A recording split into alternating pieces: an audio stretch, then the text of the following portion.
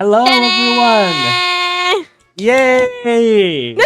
Hi, We're back, everyone! baby! We're back! You guys weren't expecting us, were you? We're back! Oh, there's Daddy's home. Hi, Alexis! Oh, Bobby! Yay! Hey, Alexis! Let me open my chat real quick, because I forgot to do that. Hold on. Where's my phone? 2 seconds. I need to No grab my problem. phone. Y'all good, all good, all good. Because I need to have your chat right next to me. In case someone sneaks in and they're like, Mac is not gonna see this. No, I am gonna see it. I've got my eyes on all of you. I'm watching. Will.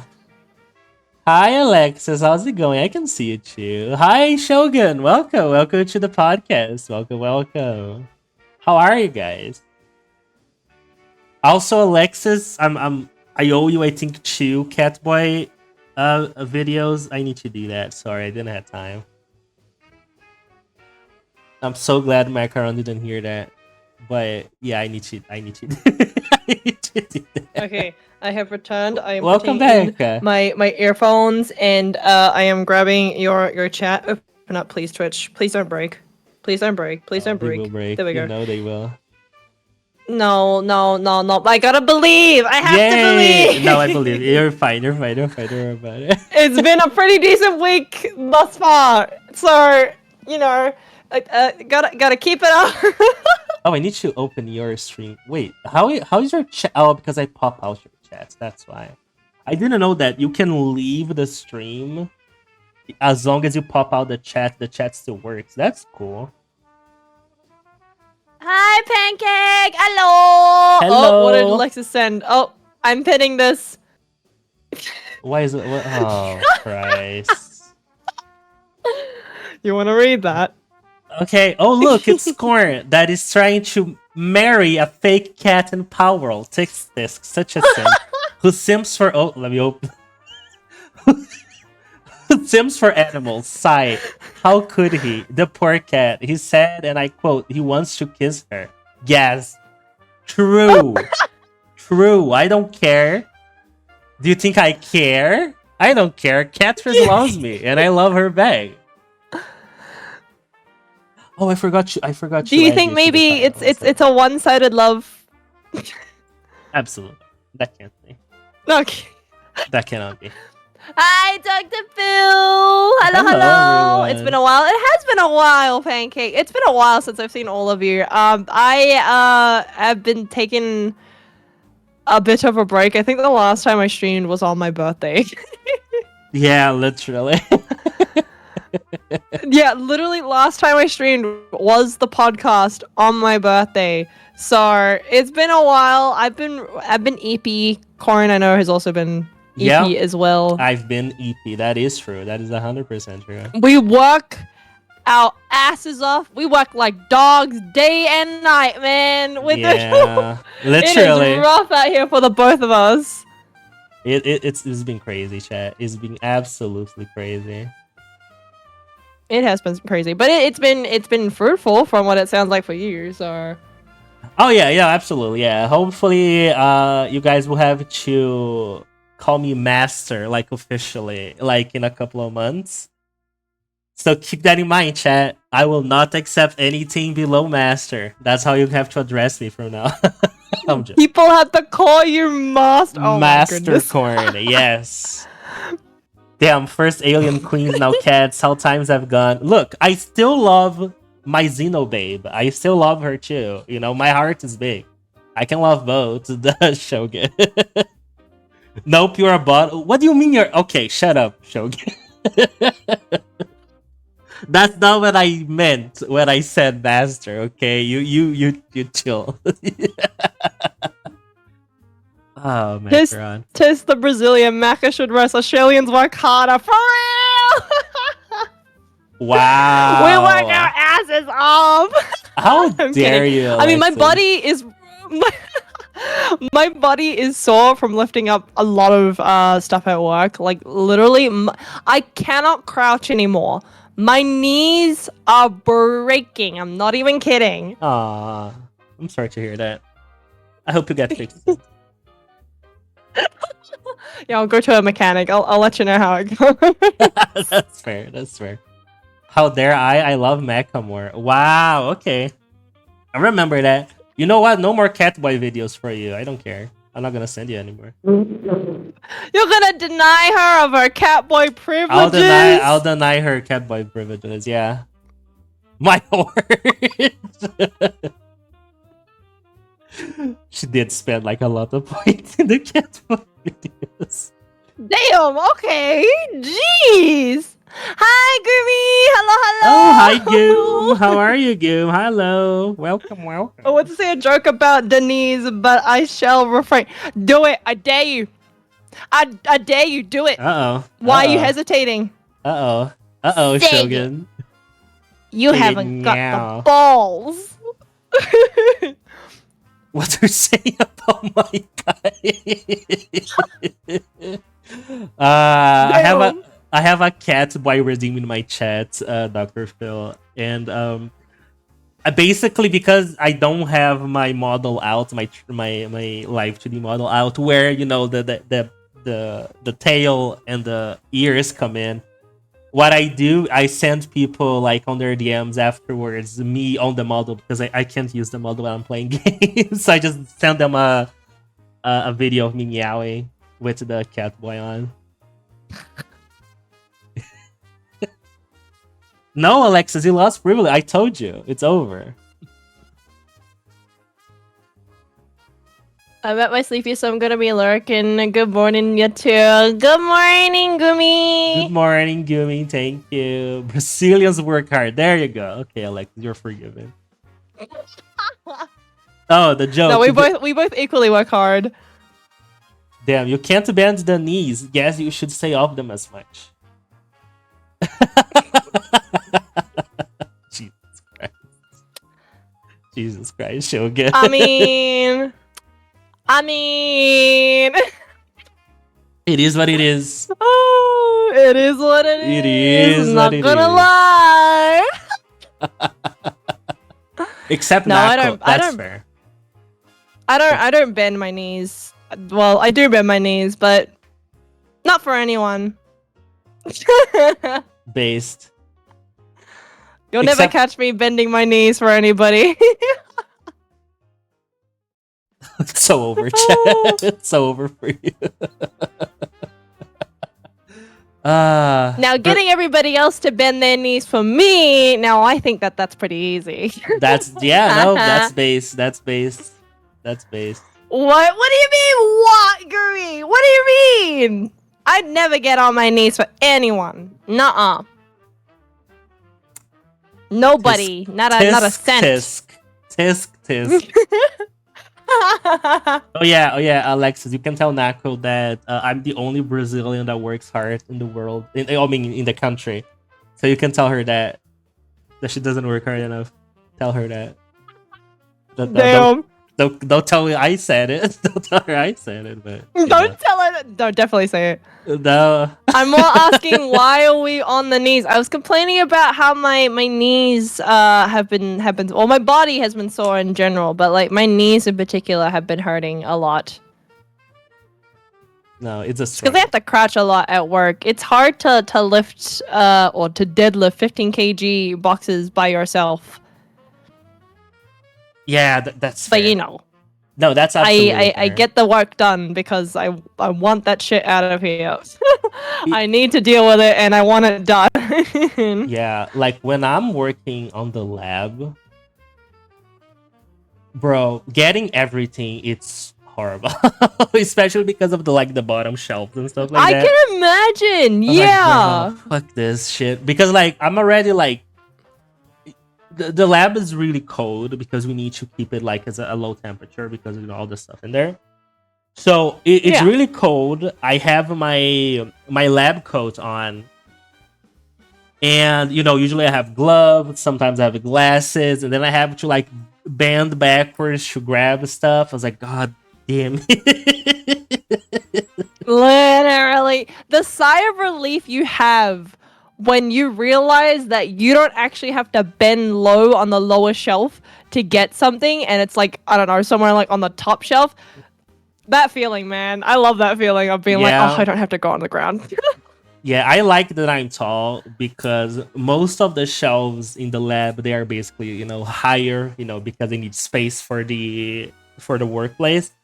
So for Mhm. me, it is a relief because I'm tall. But like my colleagues, they suffer to reach for stuff. Uh, but I'm like, well, nope, couldn't be me. Deadlifting boxes, muscle macro compound. Okay, fun fact, right? So because I have to deadlift a lot, and I used to do it quite a bit at my old job too. I like the other day when I was getting ready, I like flexed for 2 seconds, and I was, wait, I actually still have muscle. Like it's Base. small, but you can feel it, and I'm like, ah, I mean, yeah, carrying like no. working with weight actually like is a pretty good workout. Oh, I'm 6 foot, Shogun. I'm 6 foot tall. But like, yeah, working with like weights, like carrying stuff, boxes and stuff, it's a pretty good workout in general. It is a pretty good workout. Like it hurts because like if your Mm-hmm. body isn't used to doing it so often, then yeah, you're gonna be in a lot of pain. Like my body is. But No, go ahead. Sorry, finish your thought. no, it's okay. You go, you go. I was gonna say, do you know why your muscles hurt when you strain yourself? Is because your muscles produce lactic acid the more you use them, and it hurts because it burns. Imagining you pushing up your glasses and like I'm actually the reason why you don't.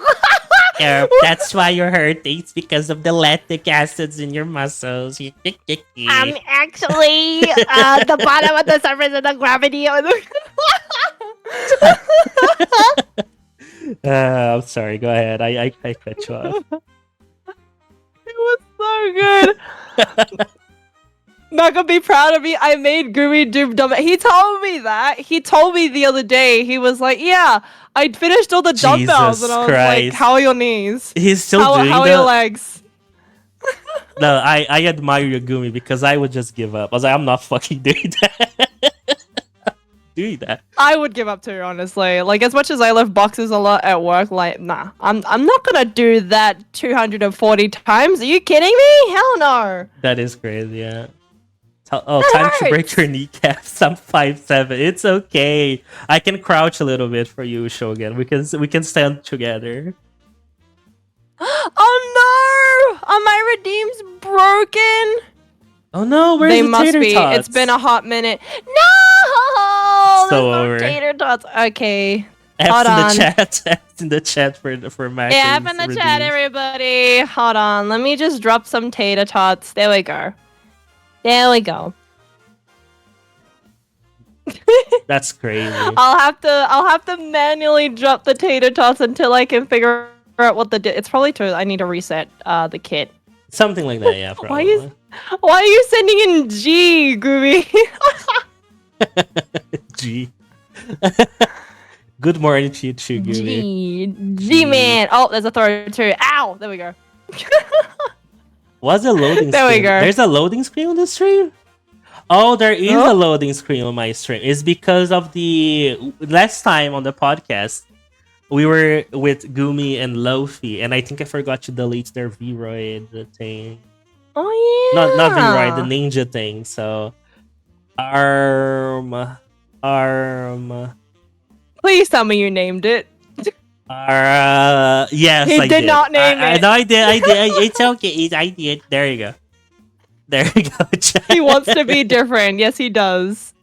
Let me make us bigger. Yes, Alexis, you are calling for me. There you go. Yeah, thank you. I didn't notice a loading screen there. And I did name it. It was named Lofi Ninja. That was the name of the thing. I love how we both name the files the exact same thing. Yeah. Because mine was also called that.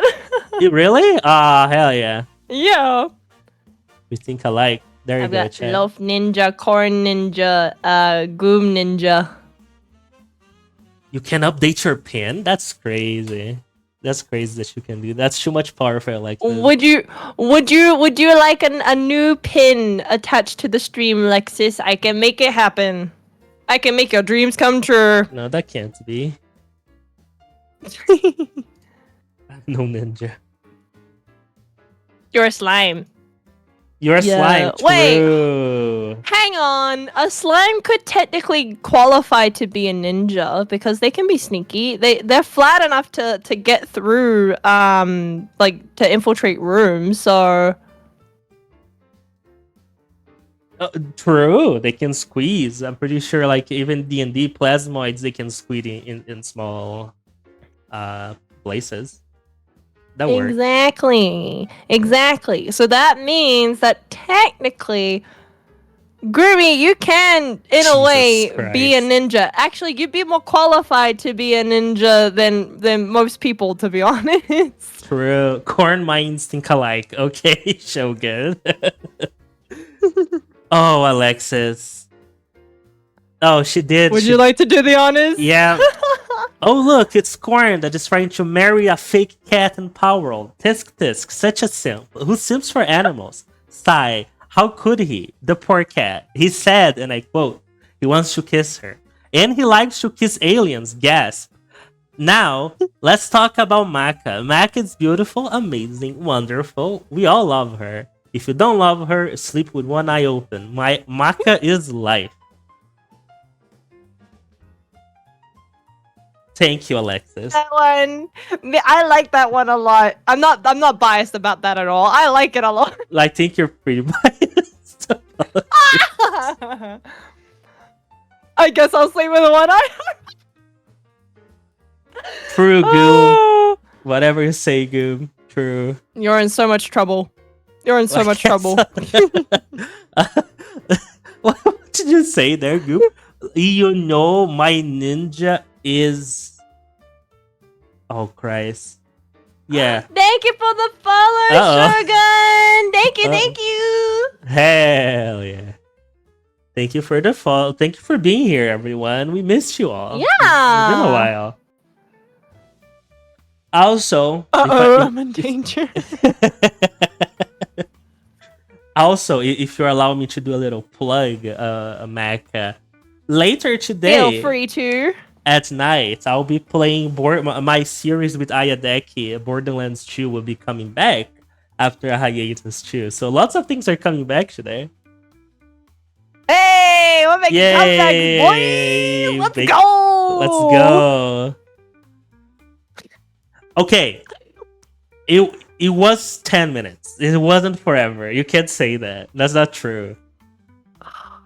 Cornelius I forgot. I had your name there straight from the get-go. I forgot. Straight up. I'm sorry. I forgot. I'm sorry. That is mean. Everyone is making fun of me. Nah, I'll protect you, Goom. I won't let anybody hurt you. I'll protect you, Goom. Don't worry about it. Chat. Say something nice to each other. Go. Yeah. Okay. That wasn't confident. Come on, you gotta emphasize it. Yeah, go be nice to each other. Yay. Spread the love. Can you feel the love tonight? Fuck you, Court. What did I say? Oh my god. You know what, Alexis? I was going to say that's kind of okay that you simp for an entire country. But I guess it's not. Huh? You're just... Yeah. Oh, you didn't know that?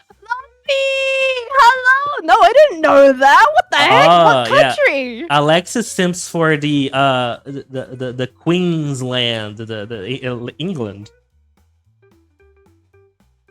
The what land? The Queensland, England, like UK, England. Only one person, only him. That's not true. That is not true. I know at least 3 British people that you simp for. You liar. You know what? Yeah, might as well be the whole country. Might as well. Hi, Lofi. She simps for Nako's mod, who's British, just because he's British. Lexus, you could do so much better. Yeah, Lex, there's kind of problematic choice there. Kind of problematic. You could do so much better. Good morning, Lofi. Good morning, everyone. It's his voice. I mean, true. That is true. That's fair, yeah. I'm trying to think of a British voice actor that is like really famous that you could probably really like. Luke said in my chat, she sims for Freddie Mercury. Where did you get that from? What? Is No, Freddie that's a good Mercury one. British? That's actually a good one. Hold on. Luke might be cooking. Based. Is Freddie Mercury? I don't know the nationality of Freddie Yeah, Mercury. Queen's British. Well, so Freddie Mercury is technically, I'm pretty sure he's like Egyptian, but like he grew up mostly in England. Oh, okay, fair. Yeah. I didn't know. I swear he was American for a second. No, yeah, honestly, that makes it. If like Queen is not really familiar to a lot of people, sometimes they just associate it with the US.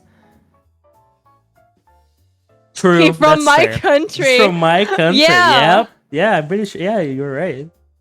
I mean, there's Christian Bale. Oh, don't even get me Christian Bale started on Christian British? Bale. Is it British Christian too? Bale is British, I'm pretty sure, yeah. What the fuck? Who isn't British? Me.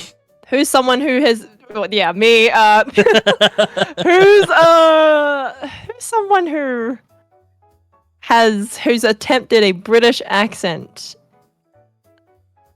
but is clearly not British at all.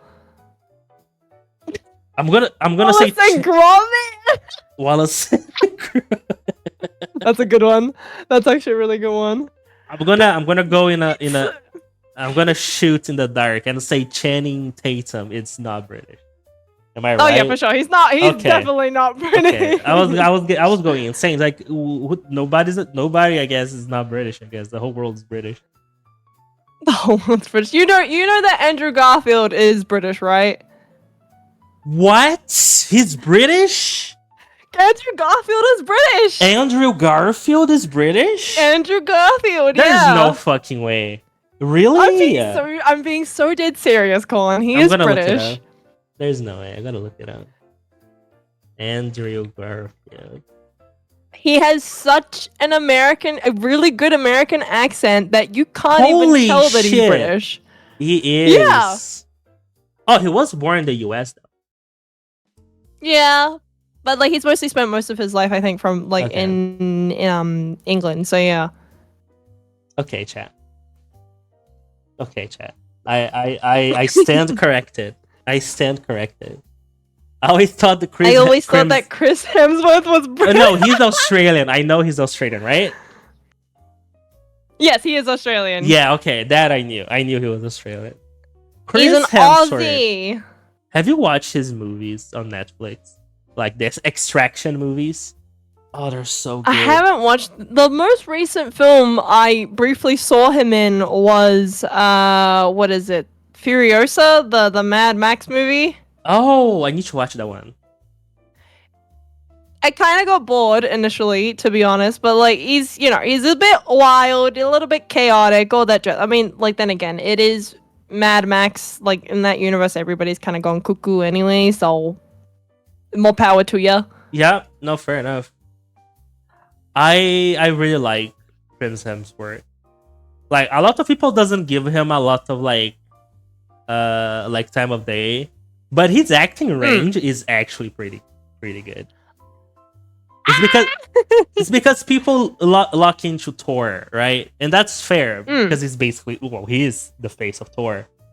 But like in Extraction is basically an action movie. Yeah. Where there's 1 and 2, and they have these really action-packed scenes that you can tell they were made in one take. There's no cuts. So, he's really good with choreography. There is this really cool scene in a prison. I really recommend everybody to watch Extraction 2. Very good movie. Very good movie. I highly recommend. Extraction. Yeah, there's 1 and 2. I think 1 he saves a host. I don't know, it's a reporter of a host. I don't remember the story of the first one, but it's really good too. It's kind of a John Wick vibes when he just goes to places and kills people. Basically, it does kind of look like that. I'm seeing explosions everywhere, and I'm thinking, huh? It's actually pretty. I don't know how much you like the action, genre mecha, but it's really good. It's one of the good action movies. It's Fraction 1 and 2. Alexis just started playing the good night sound on my. Oh my goodness. Hare hare. Based. Breaking Korean's brain by revealing all the Brits to him. Basically, I would bet money that Andrew Garfield was American. I swear to God. You know Robert Pattinson is also British, right? Like, that's a given. That I know. That I know. I didn't know for long, but I know now. I know before this conversation, so that counts. I mean, that's fair. Like, there are people who saw him in Twilight first before they saw him in Harry Potter, so... Fair. That's a good... that's fair. That's fair. So, in that kind of retrospect, it makes sense for people to be like, he's British? No, yes, he is British. He is... No, yeah. That I knew. Speaking of... Alexis is playing it again! Why are you putting us to sleep, Alexis? Who is he in Harry Potter? He is Cedric Diggory. He dies. Sorry, spoilers, but he dies. Actually, a pretty solid character too. And he was. I remember an interview that was so fucking funny because you know that Harry Potter have the wands, right? But yeah. Like Cedric Diggory, when he's holding his wand before he dies, he kind of holds it like people hold a gun. Like he's like 2 hands pointing it forward, like he was pointing a gun. Yeah. And somebody, I think a reporter was like interviewing him. They asked, "Oh, why are you holding your wand like that, like a gun? Is there like some deep meaning about it?" He's like, "No, I just don't fucking know how to hold that thing. Well, how am I supposed to hold it? I have no idea." Real. That's a real response. So hilarious. I love Robert Pattinson. He's so funny. Who was he in Harry Potter again? Cedric Diggory. Diggory. Alexis, you're poser. How you don't know Cedric Diggory? You tourist? You tourist? Damn. So this man right here, this here is Cedric. He's a Hufflepuff. And if you've seen, what's it? Goblet of Fire? Goblet of Fire. Yeah, that movie. He's in the maze. And he like Voldemort. This is the film where Voldemort like gets basically reincarnated in a way, and he dies. He gets killed. Oh, I need to check one thing. I remember him now. Yeah. Really good character. Robert Pattinson, really good actor. Like I said, though, if you didn't see the Harry Potter films before you saw Twilight, you would have never guessed that he's British. Because this film came out before Twilight, if I'm recalling correctly. Actually, hold on. When did Goblet of Fire came out? 2004? 2004, not 24. 2004, I think. I think you're right. Hold on. Goblet of Fire. 2005. You were close. Hi, Senna! Hello. Damn it. Hi, Senna. Okay, so 2005 was like, what, 19 years ago? Oh my goodness! Oh my... Yeah. That's wild. That's actually crazy. Okay, so I can say this because I was debating if I could say this or not. But back then, I was like 9, so it's okay. Emma Watson in the Goblet of Fire awakened something in me. Just saying. Honestly based. Yeah.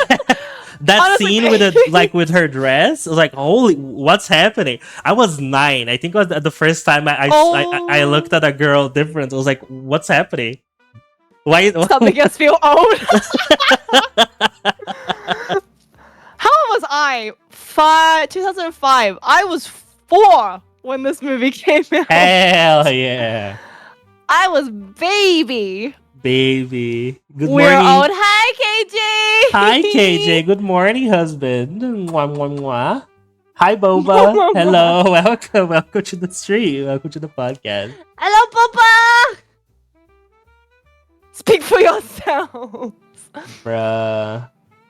I was unborn. Yeah, I'm a 2001 baby, so I was only 4 years old when this film came out. But no, honestly, Emma Watson in that dress. Have you heard the debates about the dress? The debates about the dress? Okay, so like what Pottermore fans or whatever, like just like big Harry Potter fans, right? Yeah. So in the book, Hermione's dress is like, I'm pretty sure it's actually like blue, but in the movie they made it pink. Pink. Yeah. I didn't know that was a thing. There's like this huge debate that like pops up every once in a while between like fans of the films and then fans of the books, where it's like, no, her dress should have been blue. Why did they make it pink? Like, honestly, not much of a plot change, but whatever. The reason why they chose to make it pink was because that color stood out more on Emma Watson anyways. And it made her look really nice and flattering. It made her look super duper elegant, and that was the whole point. Like, to, let her stand out and have this kind of spotlight. That's literally it. No, for sure, absolutely. I can see that being a thing. I mean, then again, there's a lot of debate that a lot of, like, Harry Potter fans have about the books and the films pretty often. Like, there's still the long debate about, like, how Harry should have been with Hermione, or, like, Hermione shouldn't have ended up with Ron. Ron's such a loser, and it's just Poor Ron, what it man. Is, I think people give Ron a ton of undeserved The thing that sucks, right? So this is a point I will make about the books, is that the way that the books portray the characters in comparison to how they're portrayed in the films are very different. You'll notice in the films that Hermione feels like almost too perfect as a character. Like, she's just, she's just this really smart witch who just knows like everything that she's supposed to do, and she's like, basically holding up the trio together. In the books, however, it's actually Ron who's holding the whole entire group together, because he's the one who's encouraging them to do their best, to do their part. Hermione is an absolute emotional wreck. That's one of her flaws, and it's because she panics a lot in certain situations, and that's perfectly human for her. Ron is there to assist her, to basically say to her, like, you're a witch, aren't you? Which is why it's so upsetting. He encourages her. That is true. Exactly. And it's like, that's why it's so sad that they, like, they dog on Ron's character so much, and because in the films of how he's portrayed, whereas in the books he's actually portrayed pretty damn well. He's actually kind of cool. He's very helpful. Absolutely. And it's nice that in the books they are fleshed out to be human, basically. Their characters are fleshed out like they are supposed to be flaws. They're kids. They're teenagers. They're not supposed to be great at everything. Absolutely. But then in the films, they kind of let us down with that kind of human aspect, and it makes Ron look stupid. It makes Hermione look a bit too perfect, and it's just it's a little bit weird. They took a lot as well, like a lot of details that matter for those characters, like the whole elf liberation thing that Hermione did for the house elves. They don't show you that at all in the movies, and it was pretty like big part of her character. Was she trying to free the house elves?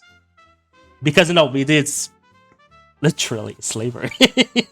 Yeah, so, like, literally, it is exactly that. And they made it look like everybody's okay with that, but that wasn't the case.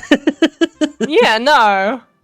People were pretty pissed off about it. Like, literally, Hermione, for pretty much the rest of her life, campaigns against it. True. Okay, Jay. But they don't really mention it at all. True. Corn, are you in a dungeon? Because every time I explore you, I discover something new and exciting. Okay, Jay. Oh. Oh my god. Okay, you two. Wrap it up. Oh my goodness. Pack it up.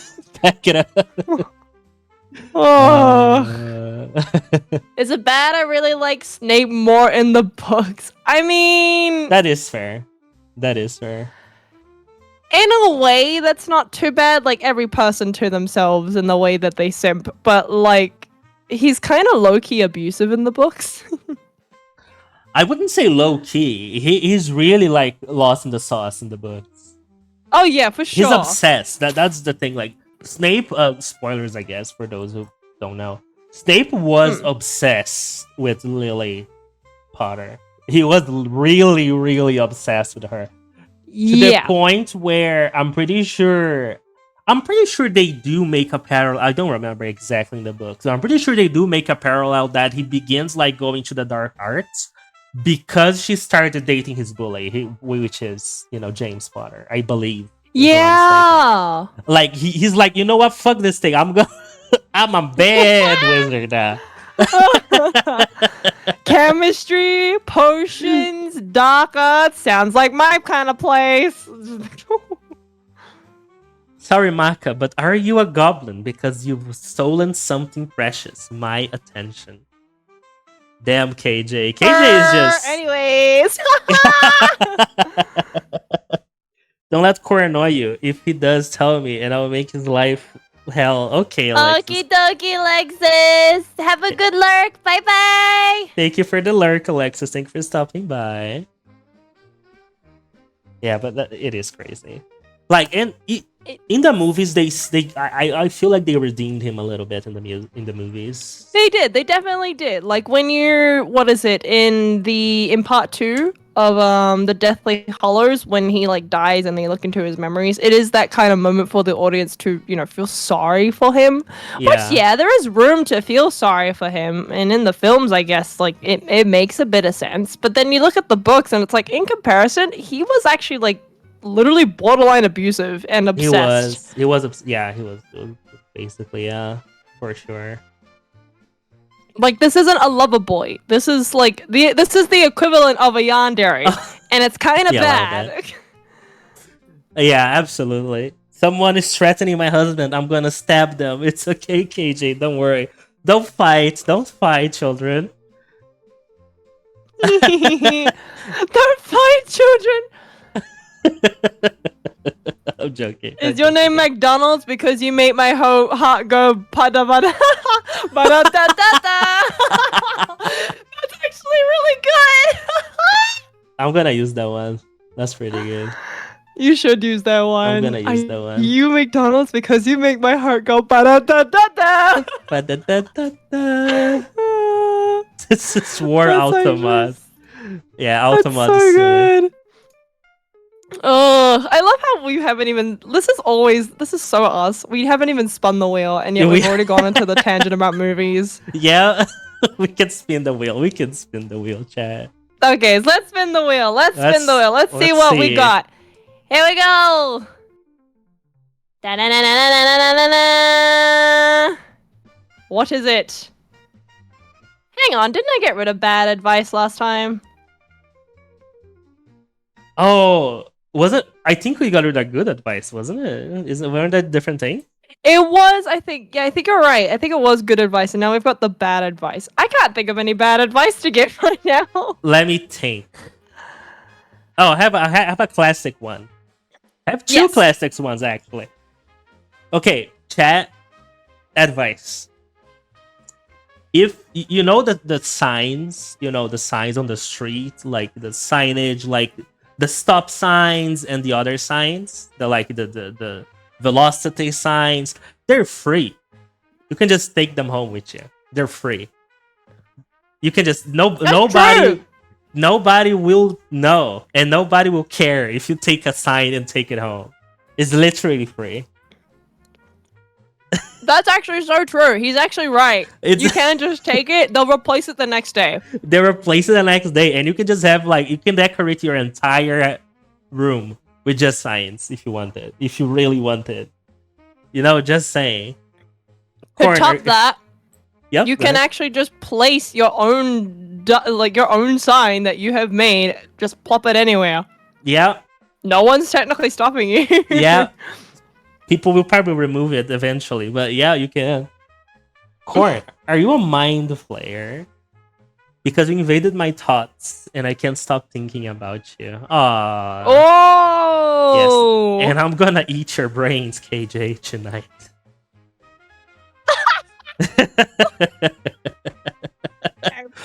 Okay. Sec- Second bad advice. If you see, you know, like policemen, right? Chat. Yeah. If you are in an altercation and the police comes and you have to talk to them, you can just reach for their gun. It's also free. You can just take it. Just reach for their gun. Just do it. Nothing bad's gonna happen to you. Just go for it. What's the worst that can happen? I do have to mention this to everybody. PSA: We're not actually encouraging this. If you do this, we are not liable for your consequences. Yeah. So if you do this and you get in trouble, just know it's on you, not on us. Not on us. In any case of police investigation, I'm not condoning, taking the sidearm of an officer. We are simply just the messengers. Do not shoot the messengers. We are here to spread the word. You do with it as you please. You do as you please, for sure. For sure.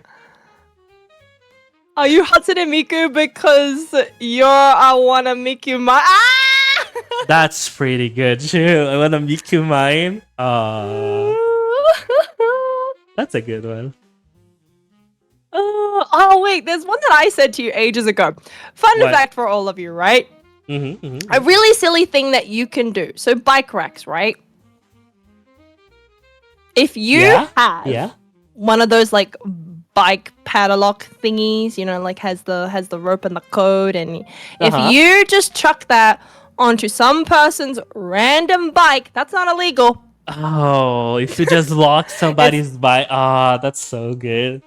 Yeah, if you just lock a random person's bike, it's not illegal. It's unethical, but you can still do it anyways, and you'd get away with it. It's technically not a crime. It's just it's technically not a crime. That's horrible. That's actually hard. You're gonna ruin somebody's day, but yeah, you can. Literally, like if that's that one person's one mode of transport, and you decide to do that, that's what I'm saying. Ethically, that's pretty bad. Law-wise, nobody's stopping you. That is fair. That's actually pretty fire. Let me think about. So next time, kiddies, if there's somebody who you dislike, just know there's something that looks harmless, but it's kind of pretty bad that you can do to them. So true. Keep that in mind next time, kids. Another bad advice. Let me think. Oh, my favorite one. If you guys need to do, let's just say, okay, I worked all day, but I bought this new game. I really want to play it, but now I don't have time. You do have time. You just don't have to sleep. Just don't sleep.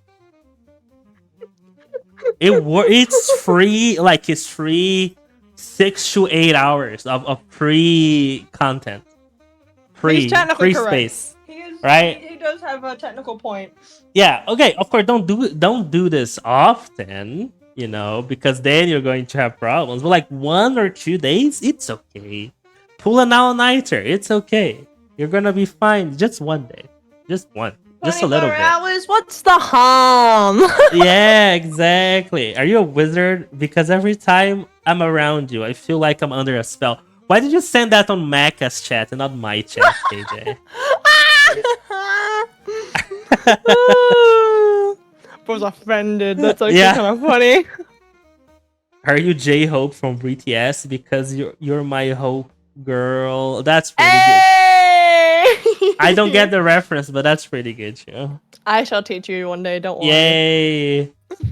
Because it's maca corn. Okay, KJ. Okay, KJ. I see how it is. I'm gonna steal Goo's bike. He doesn't have a bike. Goo catching strays. I'm just gonna steal his bike. I'm sorry to confess this to you, KJ, but he doesn't have a bike. So it's over. It's over. It's so over, KJ. It's so over. Part 1 of your plan to ruin Gumi's day ruined because he doesn't have the thing you need. True. True. Uh, what's another like really bad thing that you could technically do? I'm thinking about it. I think I'm thinking about things that are general enough so everybody can get it. Ow. Huh. It's hard. Bad advice is hard, guys. It is hard, especially It's- when you're like us, people who would not follow through with this said bad advice. Yeah, exactly. Oh. This was very short-lived. No. I have one more. One more. Yeah. So, guys, you know when you want to buy something and you don't have money, but you have a credit card, right? You can just buy on a credit card and you don't have to pay it.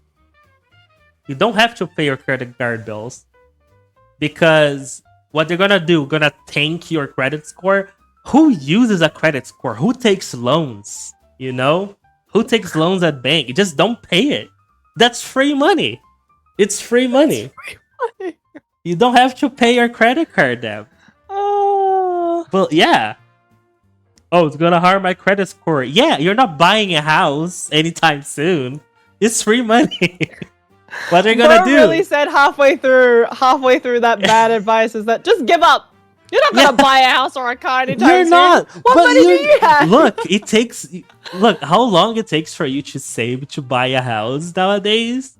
You can afford a couple years with credit card debt. Then you can, then you work around pay it off. But for a little while, it's just free money. You don't have to worry about it. Just do it, chat. It's literally the same thing as like ignorance is bliss. That's basically what you just said. Yeah, because it is. It's free money. You know what? Yeah, that's some good bad advice for all of you. Ignorance is bliss. Just ignore the problem. Yeah, it's not gonna hurt you if you don't. What the eyes don't see, the heart doesn't feel. That's the whole thing, chat. Are you 7 days a week? Because I can make your hour worth it. Jesus Christ. They're getting better and better, huh? Honestly, that's a pretty good one to end off on the bad advice section on the wheel. I totally forgot it was there. Ah! Hi, Alexis! Welcome back! Welcome back, Crab Brave. Corn, if you were a spell, you'd be time stopped because being with you makes time stand still. Ah, I love D&D pickup lines. That's so good. I want pickup lines. Don't do it, KJ. Don't do it, KJ. Don't want to do that, KJ. KJ, do it. Or don't, actually. Probably don't. KJ, all you have to do is just start speaking like British, and she'll yeah, that will be enough for her. British. Raise your standards, kids. Raise your standards. standards. True. Raise them standards. He's mean to me. Aww. Poor Alexis. Oh, okay, fine. You know what? Yeah, let's spin this wheel again. Yeah. The bad advice is over. Cause okay, let's be honest. Good people giving out bad advice, really hard. Yeah. Really difficult to do. Yeah, I'm a good person, chat. Believe me when I say it. Well, when you say it like that, it doesn't help. I'm not an actual evil wizard. I'm very nice. Oh, this is interesting. What? Things we've ever done before. Things we've never done before? Oh god, there's so many things. There's a lot of things that I have never done before. Okay. I can tell things that I haven't done before and I'll probably never do. Mm-hmm. Scuba diving. I'm never doing that. Never in my life. Oh yes, I'm never doing that. I'm never. You know what, chat? Because like as a scientist, right? Some people are afraid of the dark because they don't know what's there. I'm afraid of the ocean because I know what's down there. The ocean is a gateway to like the far realms. It's not a good place. some creatures in the ocean make no sense. They shouldn't be alive. They shouldn't exist. They're monsters beyond our comprehension. Like H.P. Lovecraft, he had a vision. The creatures from the sea, they are not from this world. They are not from this world. Yeah, he had something there. He had something going there. Because You know what he was on. sea creatures are insane. Insane. I've talked about this before, I think, to you, Mac, off stream, but Yeah, we've had this conversation. the ocean, So scary. it's insanely scary. It makes no sense. Literally, like, a reminder to everybody as well. We as humanity have only discovered 5% of the ocean. 5% of it. 5% of the ocean. We have gone farther into the stars that we haven't gone underwater, and that's crazy. Yeah. I mean, it makes The sense. because of wild water thing, pressure. right, is like the crazy part is that, you know, we discover things in space all the time, and there's this hypothesis that one day we'll find life beyond our world. Bruh, stop concerning yourself with a life beyond our world. Concern yourself about the life that is in the depths and pits of your Yeah. waters. Do you know what's down there? Oh my goodness. Yeah, like the Mariana Trenches. They go so deep. It's insane. We haven't got even a smidge close to the depth. I think you have. It's called thalassophobia. Thalassophobia. I don't think I have thalassophobia. I think I just have like I think I survival skills. I think that's what I have. I think I just, you know, want to live. Yeah, because it's crazy. It's crazy. What is thalassophobia? Thalassophobia is the persistent and intense fear of deep bodies of water such as oceans, seas, or Yeah. lakes. I think, like, though, if you were to, like, for example, tell someone to, like, hey, I want you to go to, like, the edge of a trench and just stand there and look down. I think anybody would end up having this kind of phobia, just Yeah. looking down. Just looking down at the bottomless darkness. That's yeah. It's crazy. Like, the worst part too, right, is the reminder to everybody that at some point, the further down you go in the depths of water, at some point, it starts to pull you down. That's True. scary to think It's about. crazy, yeah. Yeah, also Delta P. If you guys don't know about Delta P, it's crazy. Like when people are working like construction around water, like for example, electric hydro is it called hydroelectrics in English? I don't know. Something like that, yeah. Yeah, like people that work like in bodies of water or constructions next to body of water.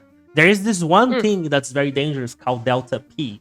Delta P means difference of pressure. And what happened is when people are like cleaning clogs underwater or working underwater, if like a small hole is made and the water begins like basically pouring to the other side, the pressure is so great that literally can suck you in and crush you through the small hole. Some people went entirely through the small hole where of course they died because of the delta pressure, because the weight of the pressure of the water and the weight of the water is so great that it can literally crush you. Water is dangerous. It's dense, it's terrifying. Yeah, Bruh, I don't know what more to say about it. it's crazy, yeah. I hated the quest in Oh. Horizon, the Forbidden West, where you had to go to the bottom of the ocean. True. There's what is it? You know what, like, you know, made this fear of the ocean worse for me? I think it was these guys at an oil rig or something. Oh, I can't remember what it Christ. was. They did something. They ended up somewhere, and a guy who was in this section, the water pressure was so bad that like literally in 2 seconds his like whole skull basically like collapsed in on itself, and I was like, holy crap, that's terrifying. Insane. It's insane how dangerous it is. And it's something Yeah. like that is just, it's just there. You can just walk in the ocean. It's crazy. It's Like, actually yeah, I'll crazy. go for a swim on the shore. I'm not going any further. Yeah, I still, yeah, I'm swimming in the ocean, yeah. But the Yeah. moment like I can't feel the ground under me, that I was like, I'm not doing that. Yeah, exactly. I'm not doing that. Riptides are also Oh, really scary. riptides. True. Like, I've never been in a riptide before, but I've heard the concept of them, and I'm like, that's scary. Just like this little body of water that somehow like drifts you away further than you can ever expect. Insane, yeah. Yeah. You can die at can- shore. Do you know how crazy that is? Yeah. You can be like, you can also like be dragged away from the shore and basically be like stranded in the middle of the ocean. Exactly. Corn, are you a It's so deck? terrifying. It is actually terrifying. It's insane. Corn, are you a deck of many things? Because meeting you feels like a twist of fate. Aww. Thank you, Hey. KJ. The deck of many things is crazy. You can do it's so fun. When I was 4 years old, the waves of the ocean swept me into the ocean. Ugh! Ugh! That's crazy. That scares me. That actually scares me. I love you too, KJ. Like, Still wakes the deep. Hold on. Still wakes. is that a game or a Deep. movie? Oh, this one. It's the one. I think it like came out recently. I'm pretty sure. It's the one of where you're like working on a on an oil rig. It is a horror. Though I'm pretty sure the concept of this game is that you're literally like running away from like some actual otherworldly horror that ended up on the oil rig. Oh, I hate this. Yeah, so like already the first scary part is the fact that you're on an oil rig in the middle of the ocean, by the way. That's already terrifying. Number two, there's a thing on the oil rig chasing you down. Hell no. Hell no. Oh no. Phase 1 was already the ocean. Phase 2, a thing chasing you down. Hell no. I don't want that thing catching me, nor do I want the ocean to swallow me up. Yeah. That's insane. That's actually it looks like a pretty good horror game, but that's insane. I would never. You should do a chat. collab with Corn, play Roblox, and I join and play. What the fuck? I mean, I'm always down to play Roblox. You guys know that. I'm always down to play Roblox True. on stream with all of you guys. I never played Roblox in my life. It's actually okay. As much as people are like, "Oh, Roblox is for kids," look, there are some really freaky horror games on Roblox that are like genuinely scary. Like, no, a kid would not play this game. No, that's fair. I know. I know the Roblox like's pretty big now, with like the whole like dress ring press thing and stuff. Like a lot of people are playing that. Yeah. I can bully if you're like, no. Poor Absolutely Alexis. rejected No. real quick. No bully, Alexis. Chat. I have Mac and my two mothers on my side. For real, Alexis. I got you. I got you. Oh, you guys can see my Shiori mouse. Look, my Shiori mouse. Oh my gosh.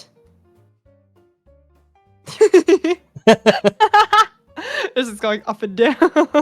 Corn, what? Corn can't do shit? Okay, Alexis. It's on. It's on. Or scam with the info I have. Look, I told you there is no info. It was when Twitter was banned in Brazil and was technically illegal to use Twitter. There was a guy that was using my Twitter. His name is Americorn. He lives in America, and he was a friend of mine that I gave access. Americorn. Yeah, it's Americorn. Yeah, I gave him access to my account. And he was using from the US, which was totally legal. I don't know what you're talking about. Americorn. Yeah, Calgary. Americorn Cowboy because she was from Texas. So it's Americorn Cowboy. Yeah. Yeah, of course. Yeah. Look, it's AI. It's AI. It's AI. Yeah. Oh. The DMs where I admit that I was using Twitter during the ban, it's AI. You Photoshop that. Photoshop that. Oh, another thing that I have never done before: bungee jumping. Never doing that too, but yeah. Bungee jumping. Yeah, I'd actually be scared. Like, I thought about it once before, and I'm like, maybe it'll like help me get over my fear of heights. But that's the same thing as people being like, if I go parachuting and jump out of a plane, maybe that will resolve my fear of heights. Hell no! No, You're it's plummeting not. to the floor. Yeah. To the surface. If things go wrong in the air, that's it. That's it. There's nothing else. It's crazy that people pay to do those things. I wouldn't do those for free if I could. Mm-hmm. Imagine, never. I can't even go on like roller coasters. Oh, wait, you're actually scared of roller coasters? Honestly, that's a valid kind of fear, though. I'm not. I'm not scared of roller coasters. You know the feeling you get in your stomach when you're going really fast or like you're falling really fast. I don't. Yes. I hate that. So park attractions in general, like rides, park rides. I don't go on them because I hate that feeling.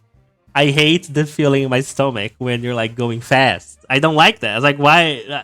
No. Nah. So roller coasters and other kinds of rides. I don't go as well. They make you Wall climbing? wall climbing. It was like a damn diaper. Essentially.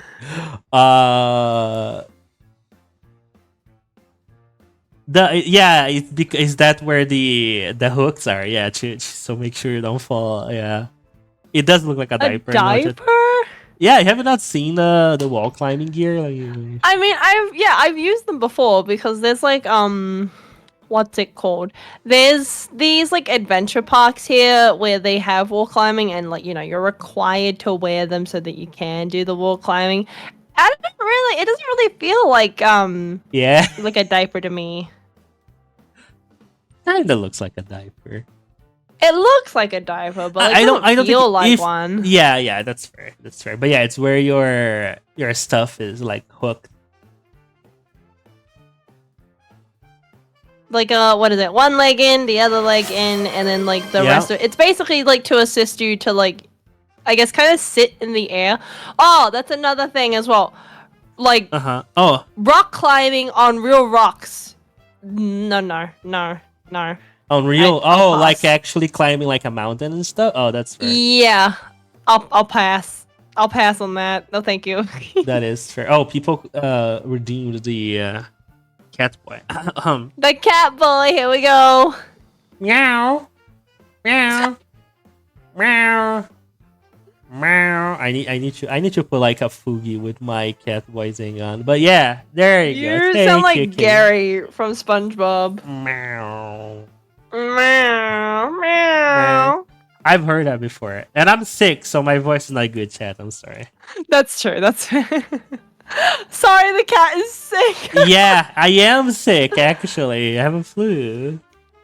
I don't think of other things I'll never do. Oh, crazy things. Like, I think, honestly, now that I think about it, listing it off with you, it's me realizing that, like, things that, like, what do they call them? Like, adrenaline junkies, I think they call them. Things that they want to do, I will never participate in because of that risk of death. The thrill seekers, that's what they call them, the thrill seekers. Yeah, them. Oh my god. Go ahead, do that all you want. Don't ever say to me, hey, like let's go to Mount Everest and climb it as a friendly kind of trip. Crazy. Are you kidding me? That's Heck crazy. no. Oh, yeah, another cat boy. Yes, Alexis, I'll send you 3 videos. One saying happy birthday. True. A happy late birthday was September. Happy late birthday, Alexis. Yeah. But true. Lexus's birthday's in October. In October? Was it October? Oh, October. Yeah, it was True. Not October. September. October. That's what I said. October. Yeah. Yeah. Happy birthday. We're both Libra babies. True. He's mean. I'm sorry. I forgot. Don't worry, Alexis. I'll always remember that you're a fellow Libra baby. Days. You are a fellow Libra baby. But Mount Everest is another thing that's crazy to me. Did you know that in Mount Everest, the markings for like the climbing, like one of the markings so people know they're going the right way, is their corpses of the people that died trying to climb it?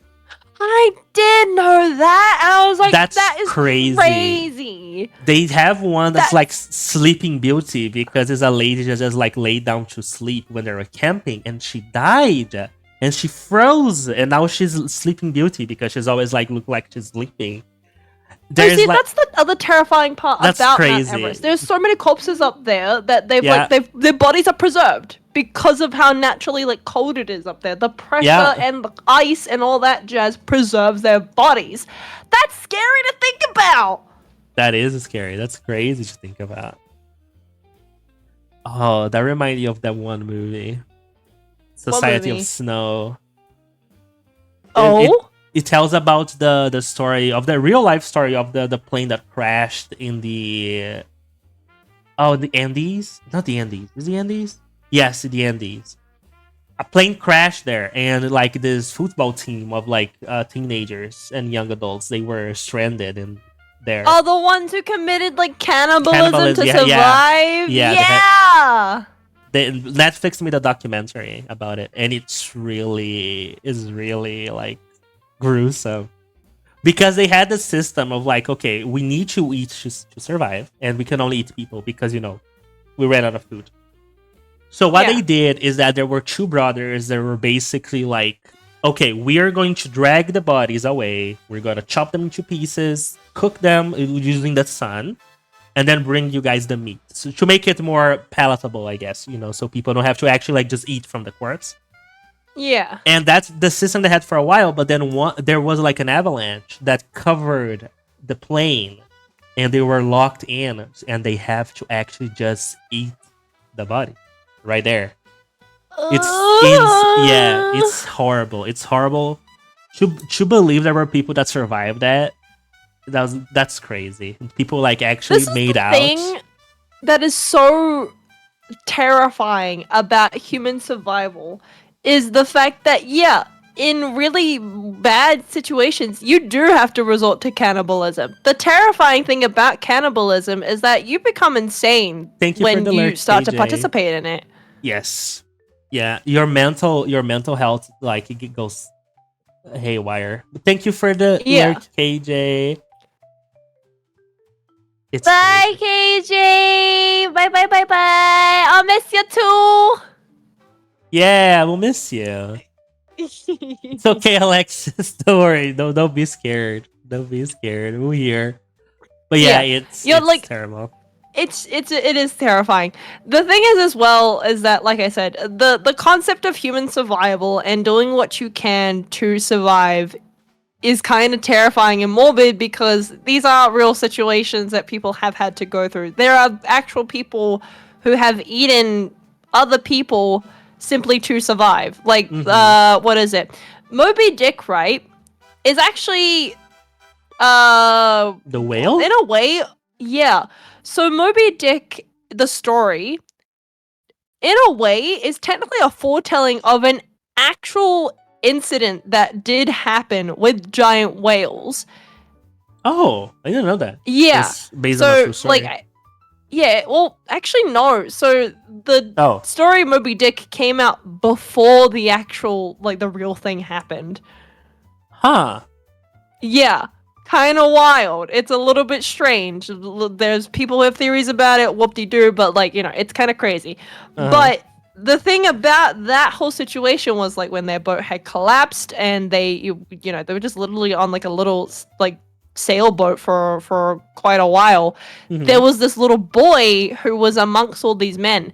They ate the boy. Oh, Yeah. And that's it's once horrible. again we come back to there's like what is it, real accounts of people seeing these people, like the guys who were stranded, come home from this whole incident, and like they participated in cannibalism. They don't look the same as they did when they had left. They're traumatized. The insanity is literally written on their faces because they participated in cannibalism. Yeah, That's terrifying. it messes up with you like forever. Yeah. There is a story of I didn't there wasn't cannibalism, but it was a story that also happened where a plane with like three guys, the smaller planes, they Yeah, yeah, fell in yeah. the Amazon forest. And the problem with the Amazon forest is because it's so dense that even though the authorities knew where they were, it took them like a month to reach where they were because they had to cut through the entire like the forest. And the Amazon Yeah. forest, it's gigantic and it's so dense that it's really hard to navigate. And one of the guys, he died afterwards, but one of the guys, he was so thirsty because they had no water that he had the brilliant of the idea of drinking the jet fluid from the plane. Oh no! So they basically had to deal with this guy that all of them are basically dying of thirst. And they had to deal with this guy that was delirious because he drank jet fluid and went insane, of course, because the alcoholic amount not only would basically send you in like an alcohol coma, it can actually make you like hallucinate and stuff. Yeah. And unfortunately, I think 2 days before the authorities arrived, they died of hunger because they couldn't get to them because they fell like in the middle of the Amazon. And the Amazon, you cannot navigate the Amazon. They Yeah. say there are tribes, Indian tribes, to this day, since the discovery of Brazil, which happened in the year 1500, because the Amazon is so dense that they didn't have any contact with the outside world since then. They still live as they did, as if Brazil never had been discovered by the Portuguese, because they're locked in. Basically, they're locked in the jungle, and that's crazy too. Honestly, I believe that because what is it? There's that island off the coast of India Yeah, also there. Yeah, that like there's people there, but they basically, like, civilization as we know it, they have no idea about it. So there's all these people who have like tried to go and I guess discover them in a way, uh huh. and they've just attacked back, which makes a lot of sense because, well, yeah, when you've got this random bunch of people coming towards you on a big giant boat that's made out of metal and big pieces of I don't know, material you've never seen before, yeah, I'd freak out too. The scary thing is, right, is Uh-huh. that there's like a bunch of shipwrecks that have landed there. And because of those said shipwrecks, because this island, right, they were only like what in like perhaps the Stone Age at best is how they were living. All Uh-huh. these people who are on this island, because that boat ended up there, and because they pretty much, as far as we understand, more than likely killed the people who were on that boat. The boat and the stuff that's on it, or the parts that have been ripped from it, they've basically discovered how to utilize metal now. Oh, We're like at least roughly in the Iron Age for them. they entered the island. Yeah, that's what's crazy. It's kind of insane. And it makes sense now because India has like huge restrictions on this island now, which makes a lot of sense because obviously the concept of colonization, as we've already experienced Yeah. it, colonizing this island, they would not survive. They would, Mhm. with the diseases we spread and like the things we've been exposed to, exposing them to it, they would He not will kill live. them. Yeah, he will kill them. Yeah. Yeah. So it makes sense why India would preserve this island and allow them to just, live the way that they live. Still, though, once again, we come back to the crazy part of there's just clunks of metal around, and they didn't dig it up. It was given to them, and they're figuring out how to use it.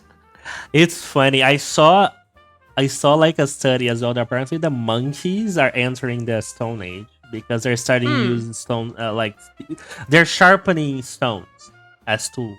Yeah. So they're using like sharpened stones to open fruits and stuff. So like the monkeys are actually like entering Stone Age, and that's crazy that they're doing that. It's so wild. It's insane. Civilizations Bruh. are insane. Like in a broad general sense, civilizations are insane, chat. Oh my goodness. Okay. Also, speaking of like civilization and colonizing and whatnot, Uh-huh. another thing I will never do. I will never go to Antarctica. You can't make me. Okay.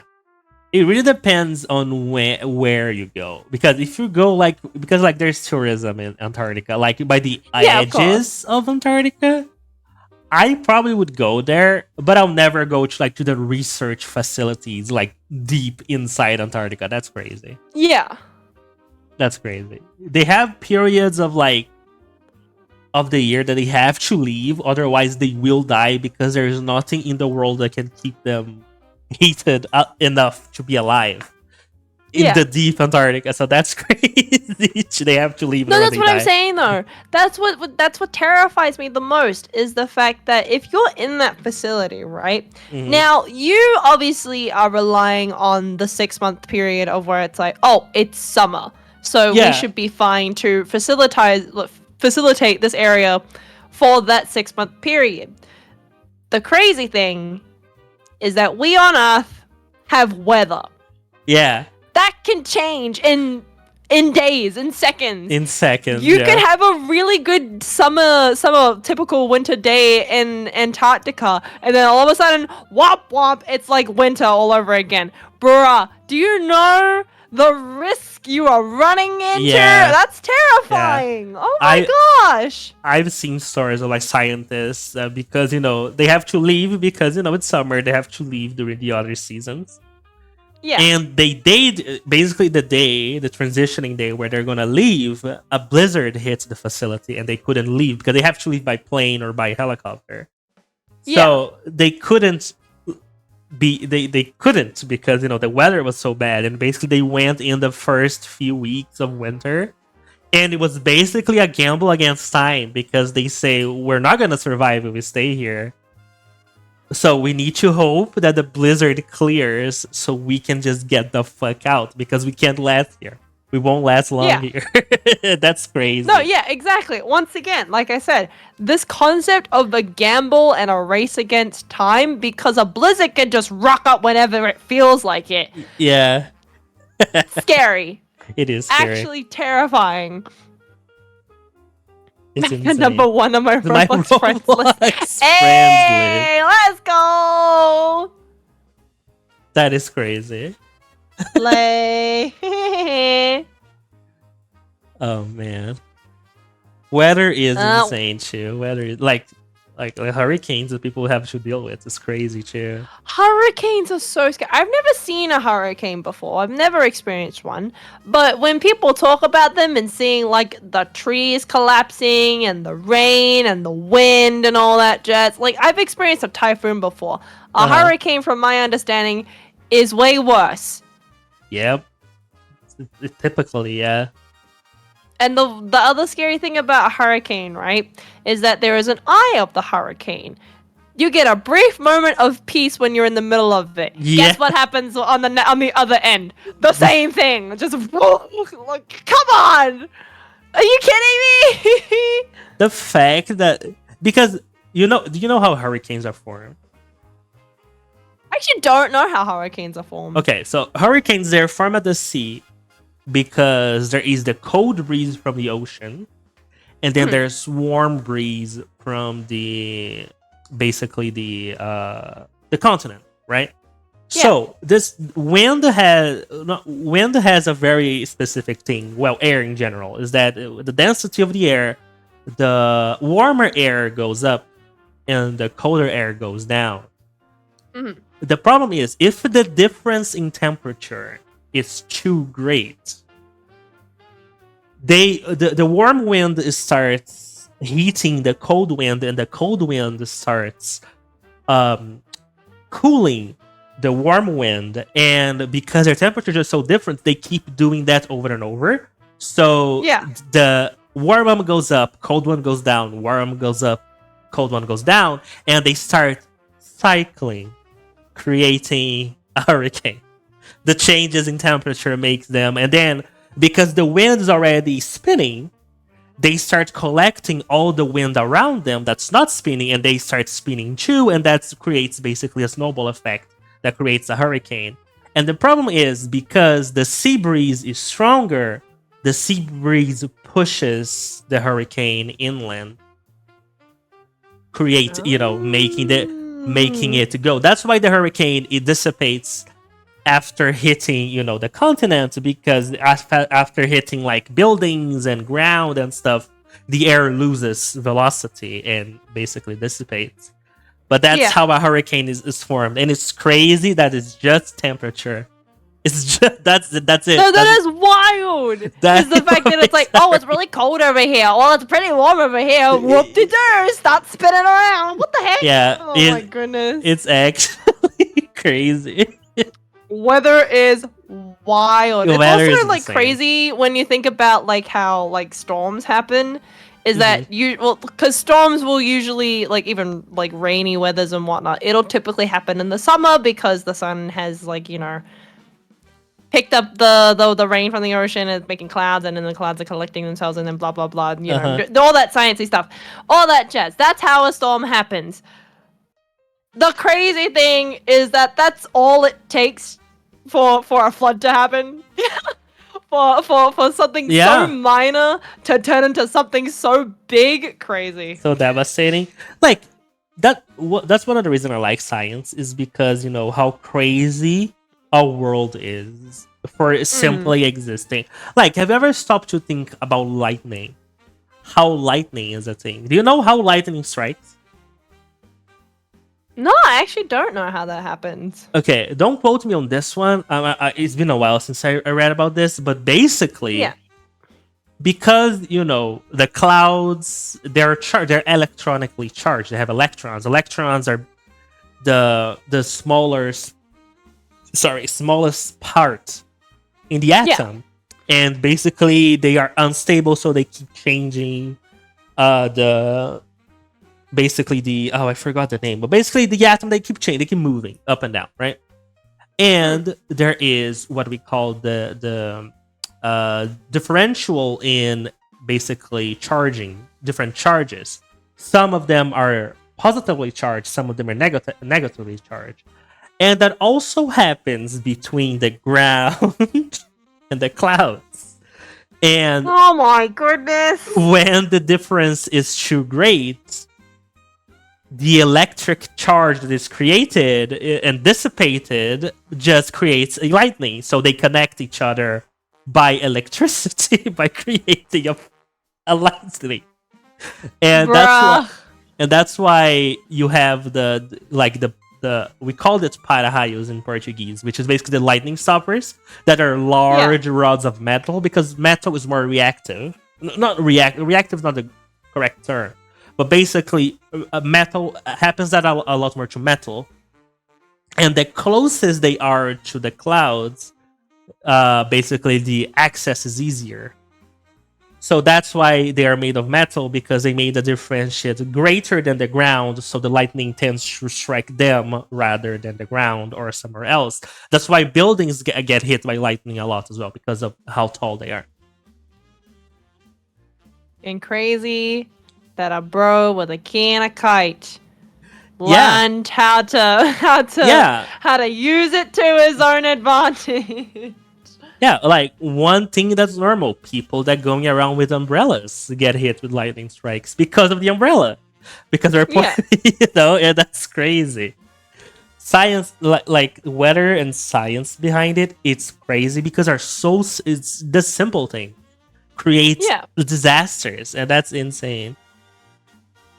And the worst thing is that we as humanity have to be like, well, now we got to figure out how to, prevent said thing from happening.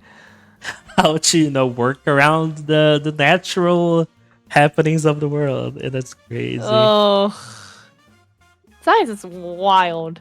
Science is The universe is wild. True. Which, makes sense why NASA's like, let's go discover planets and like that makes total sense why. Because, well, there's you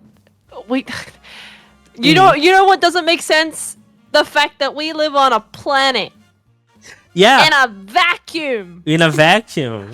And in our, immediate surroundings, we're the only one. Yeah.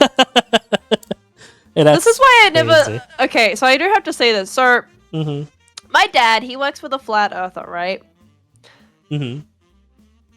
So, it's kind of strange because he's, like, super intelligent, but for some unknown reason, he's, like, so adamant on the theory that the earth is flat. But he's not, like... The way he words it is that he's, like... He sounds unsure about it all. But anyways, when I thought about it the other day, I was like, why would somebody think that the earth is flat? What is their explanation to, I don't know, the edge of the world? Yeah. Basically, Dad had asked him this, and his response was that, well, the edge of the world, it's like Minecraft. When you hit the edge of the world, you just, like, hit, like, an invisible wall. I was like, that literally makes no sense. It makes no sense. Okay, I've dabbled with like flat Earth theory before because being a scientist and all that. So I'll explain you why the flat Earth model is it's not as contradictory. It doesn't make sense because when they try to explain something, let's just say they're going to explain the night and day cycle, right? Yeah. They try to explain, they use their model, and they show basically how it works, right? Yeah. And then when they try to explain seasons, they use the same model, which is basically the disk, but it doesn't match the way the sun behaves for the day and night cycle. Yeah. So the whole problem with the flat Earth, is why it's easily debunkable. It's because their model doesn't work for everything. They need one model for day and night cycle, another model for the seasons, another model for, I don't know, the difference between why is day in one place and night in the other. And when you put them all together, they don't work.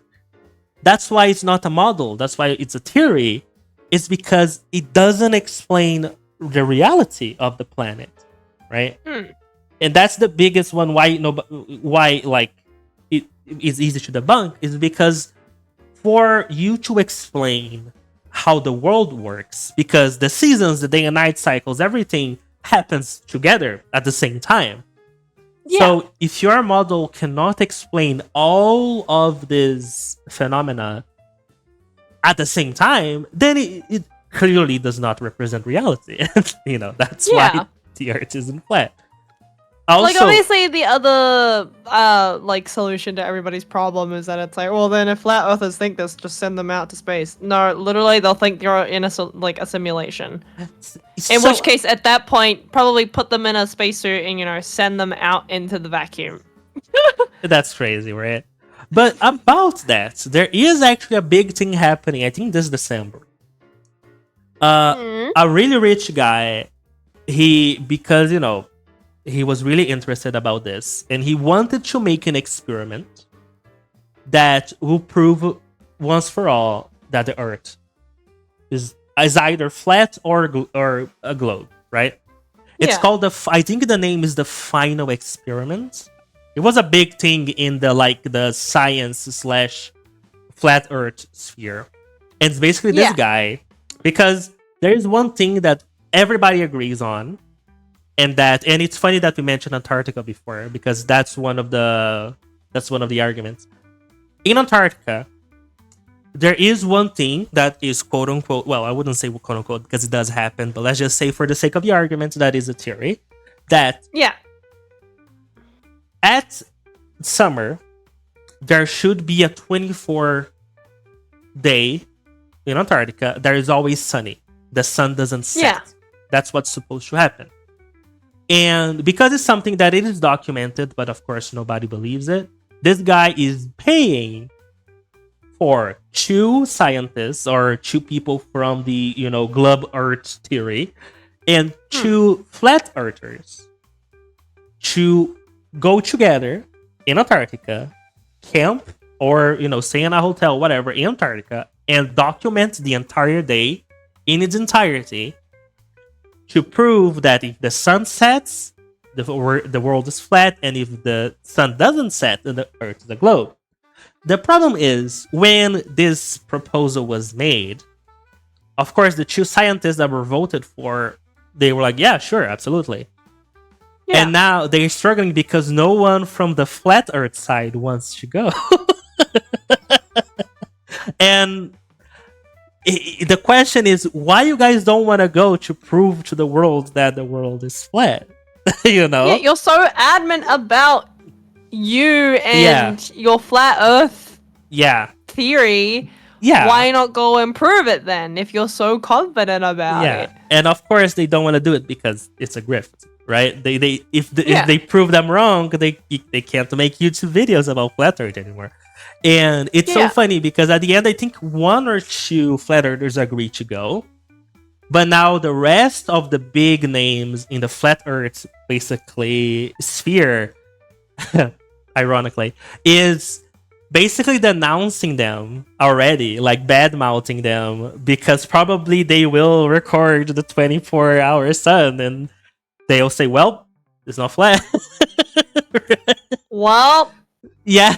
Well, and now what is the point in your society then, huh? If it's just built on lies. Exactly. And it's funny because you see all the excuses people are already coming up with. Oh, the guy that's paying for it is like a millionaire or whatever. He works on NASA. Is already disproven. Oh, NASA has an artificial sun that they're going to send in the sky during the experiment just, to obfuscate the real sun, and we'll think the sun is, they're all coming up with theories now, which is insane. Also, they say people aren't allowed to go to Antarctica because technically the wall, Antarctica is supposed to be the wall of the disk that keeps the water inside the ocean. Yeah. So they say that people aren't allowed to go to Antarctica because they will see that the world is flat. They say that if you go there, military will stop you, and they bring out this there's an agreement, a world agreement about Antarctica. And yes, and there is a world agreement about Antarctica, but it's completely the opposite. The agreement is that there can't be any military force in Antarctica. That's the agreement. Yeah. It's only a place for research. Research facilities, they belong to basically a lot of countries. China, US, stuff like that. So the rule is there can't be any military operations in Antarctica because it's basically a neutral zone.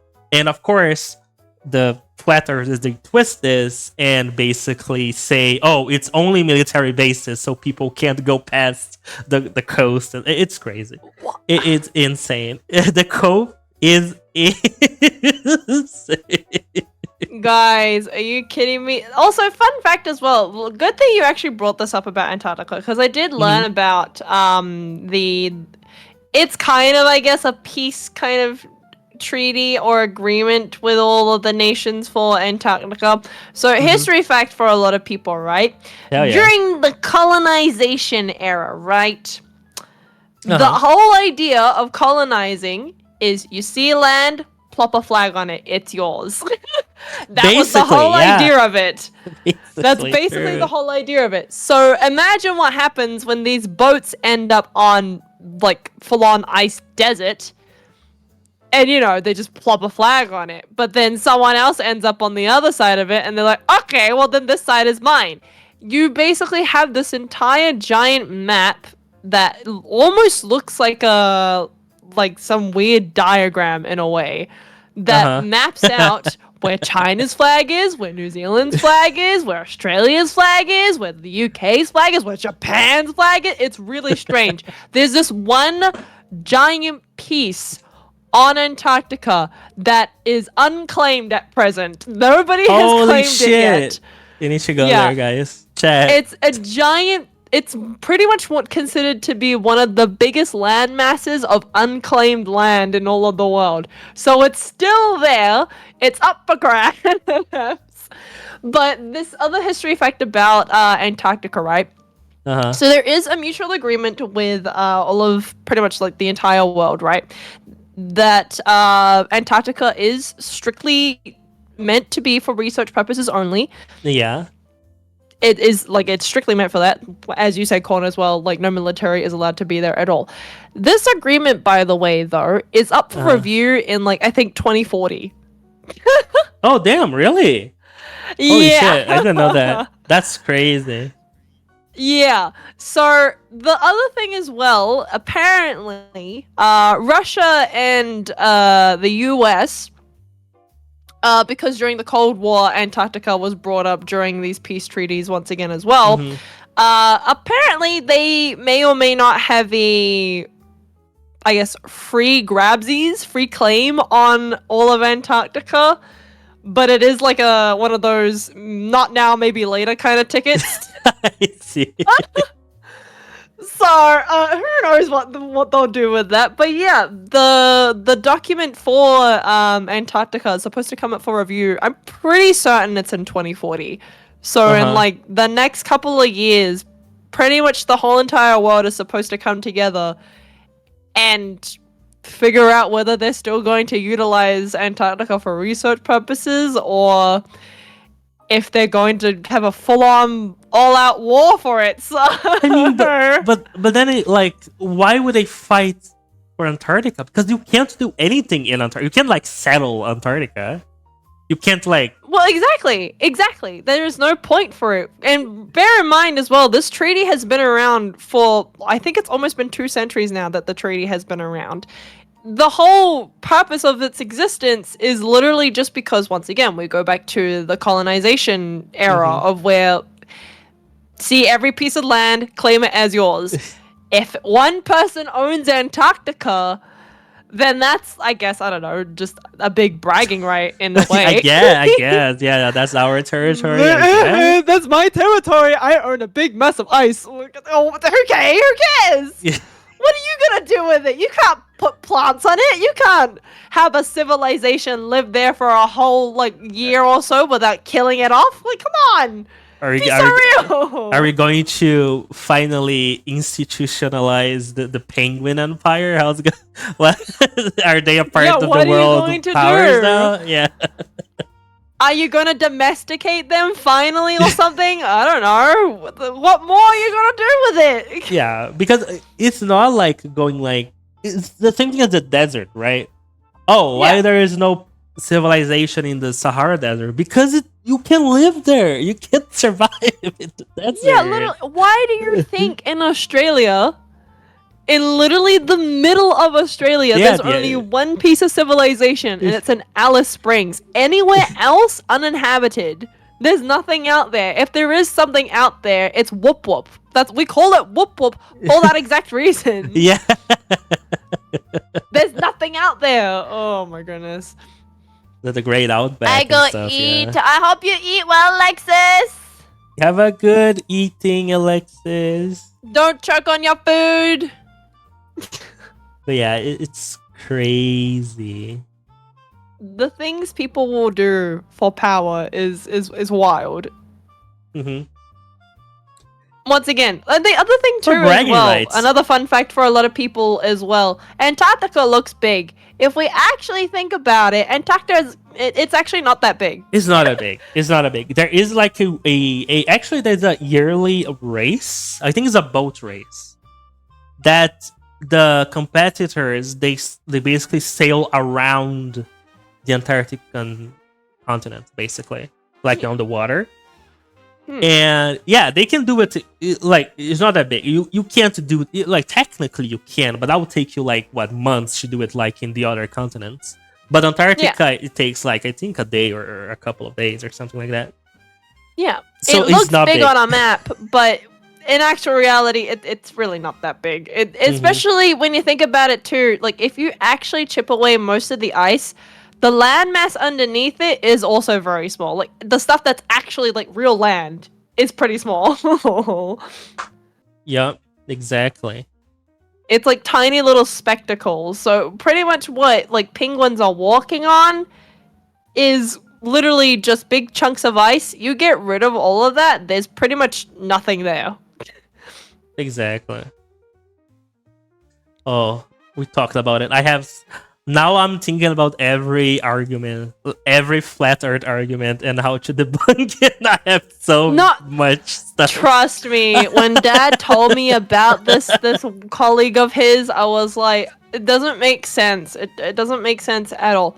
Especially, like, I don't mean to bring like too much religion into this, but I will mention this. He is Christian, and you know, in the Bible, there are like aspects that obviously, it doesn't, it pretty much debunks flat Earth as well within the Bible if it's translated correctly. So it never made sense to me why he would be so adamant about this thing, but then his own beliefs contradict that. It didn't make sense to me at all. I was like, that I don't understand. There's a lot of Christians that are flat earthers because of because of Genesis and like the whole I think it's a firmament, what it's called.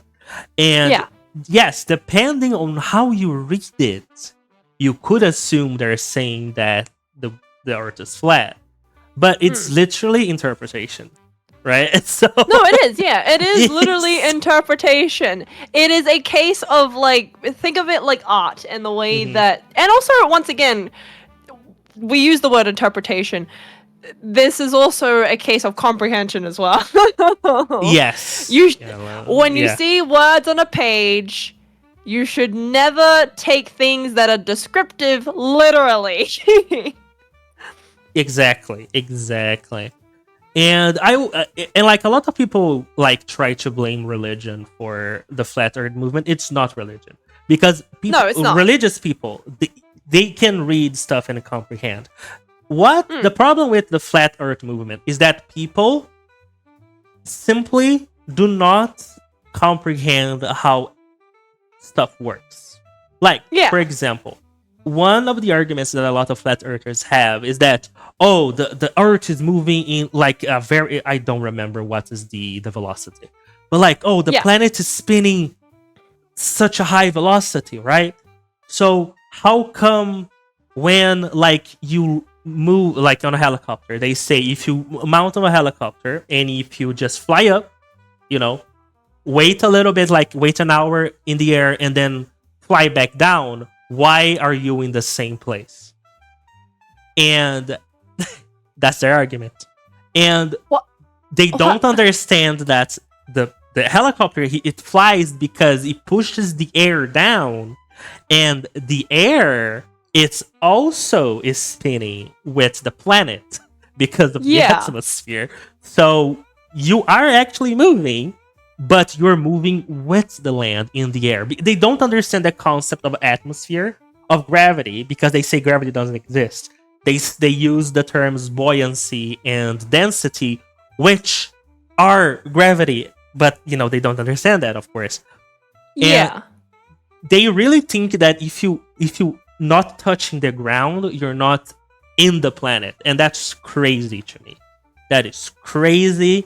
So it's not about religion. It's not about information, because they have the information. It's about simply comprehension. You're completely right. Comprehension is basically the key word here. They don't understand what they read, so they just make up stuff. They make stuff up. Pretty much, yeah. Which is so strange. The other thing as well, because like obviously when Dad was like talking to him about it, he was saying things like, okay, well then here's how I will debunk like your whole flat Earth theory. You see the horizon, right? You see how you can't see a whole other country on the other end of it? That's because it's curving. That's because it's a sphere. Yeah. Because You can't. And bro out here was like, oh no, it's because like it hasn't rendered in. What? It's a Minecraft. Minecraft. You didn't render the process. The processor in my brain didn't render. Are you kidding me? My goodness. They're not making the world in Unreal Engine 5 yet, so it takes a while to render everything. That's crazy. Bro's set at 30 blocks. He's not set at like, I don't know, 150,000 blocks. That's why he can't see the other end of the earth. Oh my gosh. That is crazy. Like, once again, like that's a really good way to debunk it though, is this whole concept of flat earthing. Think about it like a paper pop-up book. To say that the earth is flat is to say that, like, buildings and mountains and whatnot are quite literally like the way that they would appear in a paper pop-up book, is that it just pops up and everything else on the surface is flat. That makes no sense. That makes no sense. You're telling me that I could go to Mount Everest and basically, like, it'll just be, I don't know, a 2D flat surface right in front of my face? That doesn't make any sense! Oh my gosh. Oh, that remind me to send you a video later. Because I'm pretty sure there is a flat earther that when confronted with the upside down, because technically, in relation to other countries, we are standing upside down. He made the argument that Australia does not exist. You're kidding me! Yes. Oh, yes. No. Yes. There is I don't know if it's a flat earther or something else related to the globe, but I'm pretty sure there's somebody that claims that Australia does not exist. And that's when situations like this is why it's a conspiracy theory. And the best way to break a conspiracy theory is to understand how many people would need to be involved for the conspiracy to be true. Like, for example, so you're saying me that everybody that works at NASA, every single government with, China, Russia, US, all the rivalries between governments and their space programs, all of them are in this complete lie that they just have to tell the world because there's no, if the earth was flat, there was no reason for anybody to hide that fact. Yeah. There's no point. So you're saying me that there's like this entire network of people that, cycles because, people get laid off from NASA, people get hired from NASA, and everybody is in on it, on a thing that doesn't matter if what's the reality, because who cares if it's a flat or not? It's just is what it is, right? So why would people lie about it? And that's how it's a conspiracy theory, because it needs so many pieces to fit perfectly in the puzzle that it cannot be true. It's statistically cannot be true. There's no way there's no whistleblower or anything like that, right? Yeah. Like, you see the stuff with, like, Boeing, like, with planes. People were, like, allegedly being killed for being whistleblowers in a plane company. What do you think will happen is like a whole-on, like, government agency, and people are like, there's no whistleblowers, and nobody would ever know about it. Yeah, that's crazy. That's crazy. That literally makes zero sense. There are definitely, like, there's information out there that you can get for free that came from whistleblowers that, is basically the whole truth of this thing that, I don't know, for some people, they're for some reason conspiracy theory. Which, even so, using just simple logic as well, killing off someone in a company that makes money off the backs of people who work for them, that makes no sense. No, exactly. In a mafia, yeah, maybe that would work out. But it's Boeing. What mafia would go out of their way to own an aerospace bloody mechanic kind of company? That doesn't make any sense. I don't know a single mafia who would do such a thing. Oh my gosh. It's insane, right? It's actually crazy.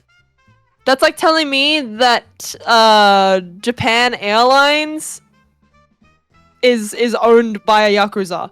I don't know a single Yakuza who would actually be interested in aviation and would have gone out of their way, like, I don't know, 200, 300 years ago to own this company. Yeah, perhaps like a imperial Japanese old noble family probably did it. More than likely they did it. A Yakuza? Nah, bro's too busy dealing with other stuff. Come on. I don't Yeah. think they're out here killing off people just for, I don't know, flipping the wrong switch. Yeah. Huh? It's crazy. It is a whole ass situation. It's so crazy, honestly. It is a whole ass situation. It doesn't make any sense. Honestly, I just think people get really bored. I just think they're really literally, bored. they don't have anything else to do. So yeah, let's just make stuff up and see how far we go with it. And apparently they go really far. Newsflash to everybody, that's how cults are made. Yeah. That's how cults are made. That's how cults are made. Somebody gets so bored that they're like, I am the second coming of Christ, makes up all the shenanigans, uses the vulnerability of people who just simply want something to believe in, and then they cause a ruckus and a big problem at the end of the day. That's how a cult is made. Is just because someone is like, I want power and I'm really bored and I want to, you know, fuck up someone's life, and bada bing bada boom. That's how they do it. Exatamente. Yeah. Just saying in Portuguese, exatamente, which is exactly. Bada bing bada boom. Bada bing, bada That's boom. that. Yeah. It's a whole ass concept. And not only, like, speaking about cults, which is also crazy to think about. Another thing I've never done and never will. Yeah, another Cults, terrifying. Another thing that we'll never do is being part of a cult. It's insane. And it's like, obviously, funny. in some cases, you don't know you're in it. Like, that makes sense. Like, if that is the case, it will happen sometimes like that. Because, once again, there are people out there who use your vulnerabilities and will drag you into something that you're not even aware is a cult. Yeah, I understand that kind of situation. You're not dragging me down that hole, though, considering how much of a weird hyperfixation I had about cults like 6-7 years ago, and how I was like, how do you escape from something like that? Yeah. And because it involves a lot of things, like usually, like it's part of the society. Like it's usually small towns, you know, that have like a religious figure or a leader. Yeah, secluded. I think there was. Also, hi Isa. Hi Isa, welcome to the podcast. We're talking about a lot of stuff here. We're talking about cults. We're talking about cults now. We have suddenly become flat earther debunkers, and what are we on now? We're talking about cults and how to avoid one, I guess. Yeah, exactly. Watch like a flat earth YouTuber like make a video on us. Watch that happen. Yeah, real soon. But that's the whole thing, right? It's very similar, like to draw parallels between cults and the flat earth thing, because it's about belief and it's about I forgot the word. I wouldn't say commitment. I would say it's kind of pride too, because they don't want to be proven wrong. They want to be right. Yeah. They don't want to know the truth. They want to be right. And a lot of cults benefit from that too. Like, oh, we're the real deal. We know the truth, you know, about God or whatever other thing they might be, you know, evaluating. And it's funny because a lot of the cults eventually boils down to, at this day in the future, we're all gonna, you know, drink the funny juice to meet the creator and stuff like that. The funny juice. Yeah, you know, Twitch, Twitch TOS. Oh, but yeah, goodness, the funny juice. That's like people. That's low-key telling people that, hey, participate in drugs and you'll hallucinate just enough to think that you've gone to heaven or something. Or maybe you have died. Who Yeah, knows? yeah. Who would know? Oh, you know Exactly. what cult actually terrified me the most? I don't What? even know if I mentioned this to you. So I read up, this many cults that I've read up on. The Uh-huh. thing that started my hyperfixation because I didn't know about it, and then somehow I randomly came across it one day. The Jonestown cult, what is it? The People's Temple or whatever. So Oh, I don't you mean Heaven's Gate? know about Is that this. Heaven's Gate? Or is that another I don't one? think it's Heaven's Gate. I think that's another one. Okay, But go ahead. so I'm pretty sure it's called like the People's Temple. So there is a guy, his name is like Jones. Well, his last name is Jones. I can't remember what his first name is. Basically, he's this really charismatic dude, wears glasses and claims that he like hears things from God and he preaches. Okay. Rule number one about cults, everybody. If it's a dude who preaches who's super duper charismatic, just know that's a red flag. That's a red flag, yeah. Because a lot of the time, church leaders, they're not charismatic. They're not out here to sweet talk you all the time. They are simply here to, not really convince you. They're just there to really talk. And, a lot of the time, you'll feel it in your gut if it feels like somewhat like spiritual. They're not there to be people who are here to flatter you. They are there to simply, give spiritual enlightenment. It's the same thing for people who are part of like Catholic Church. Well, I mean, Catholic churches are iffy here and there. Buddhism, though, I know for a fact, like it's usually about spirituality and being able to connect with the soul and all that jazz. So yeah, you can usually figure it out from those kinds of cases. For Jonestown, it was a lot of Americans, a lot of families who were very vulnerable at the time. It was like back in the 70s. They followed this man to, I believe they went to Guinea, I think. So they went somewhere. Or like Venezuela. It was like in the South America somewhere. And they set up a town called Jonestown. This is where the cult was situated. There are photos. This is very disturbing. So like, if you want to look this up one day, go for it. But be very warned.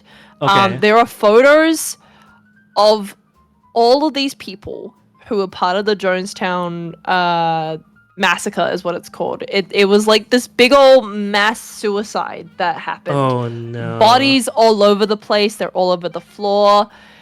Like, I think only like very few people got out of that situation. Basically, what had happened was that they decided to do a quote-unquote mass suicide to, I guess, participate in this Soviet revolution or whatever. He convinced all these people to consume it wasn't Kool-Aid. It was something else, but poison. It's basically like Kool-Aid. It was poison, yeah. Yeah, that's Cyanide. what I meant. That's what I meant by funny juice.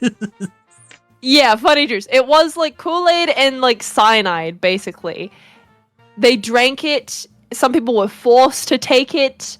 Other people took it willingly. It was wild. It was a lot of emotions going around. There's video, not video. That's not video recording. There's audio recording of the last sermon that he gives. Oh no! All these people are screaming. They're panicking because they know that they're gonna die in at least 30 minutes, and it's really terrifying because when you see the end result at the end of all those bodies lying around in the town, it's actually terrifying. The other scary thing too is that those photos ended up on the Times magazine. Really?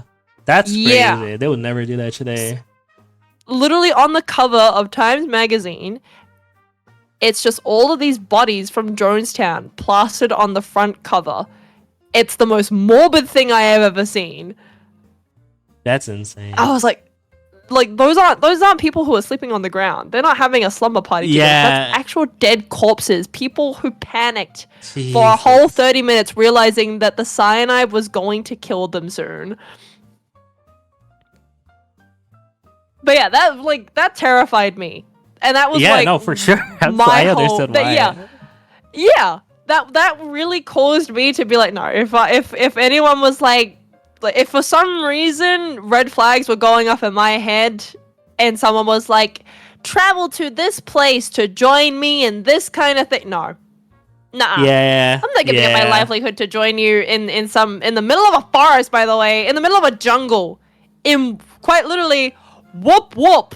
I'm not joining you there. No, That's give up my crazy. livelihood. The other crazy thing too about the People's Temple, members of this cult, right? So, like I said before, a lot of families had joined, and were there. There were a lot of kids there who like were there with their parents as well. Uh, These families got aggressive with each other. So uh, these sermons would begin to convince people that, like, you know, they should be careful and wary of each other. Like, uh-huh. they began to become really convinced that they, you know, shouldn't be trusting of one another, basically. It got really bad. That's fair. Oh man, that's great. Oh, Alexis. Hi, Alexis. Mecca, choose a title for me to call you.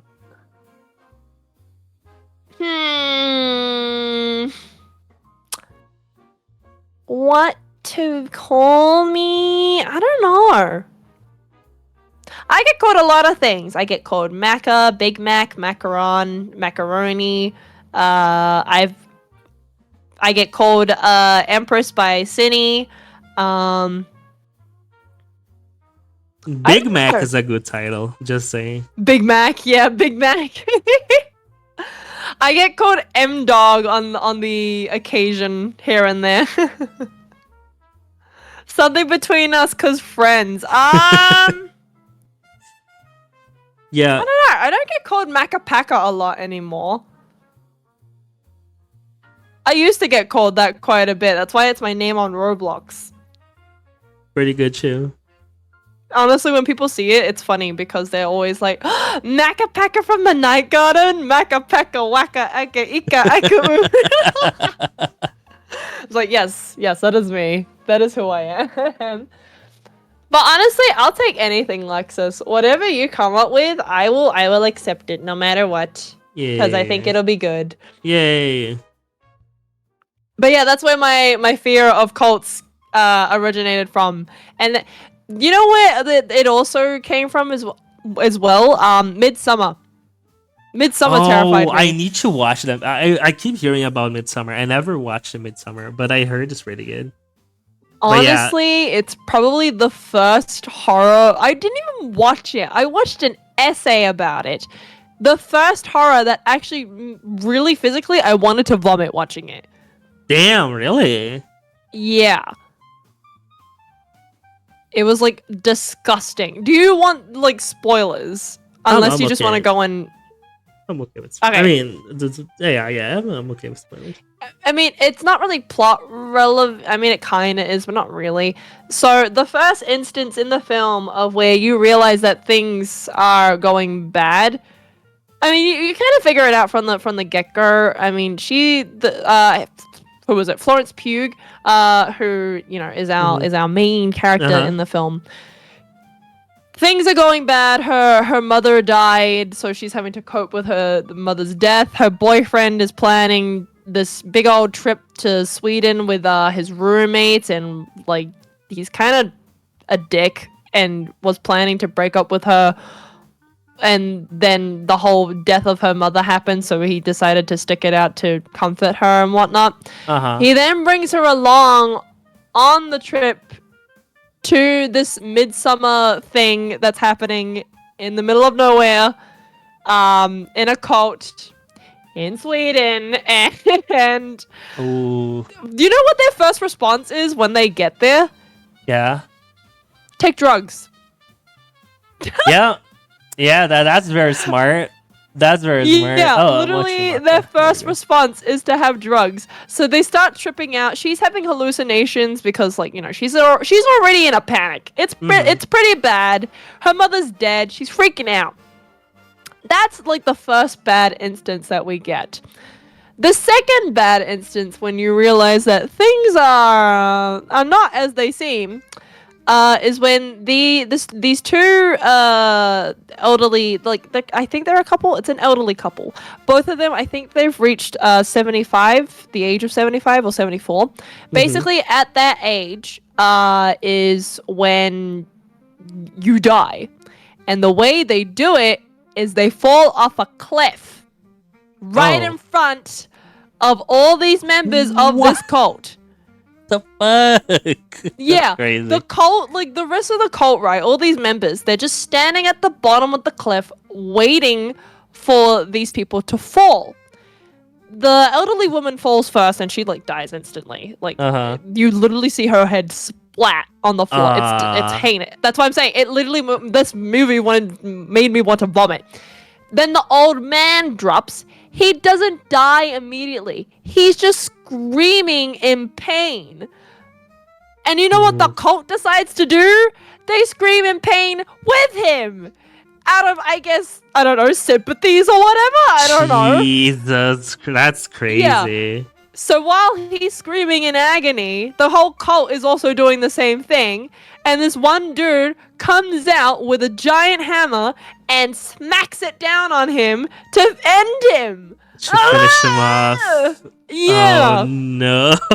Yeah. This is what I'm saying. I'm like, this is what I mean by Midsummer. It's absolutely disgusting. Made my stomach churn, and actually, like, I wanted to throw up because it gets worse throughout the movie.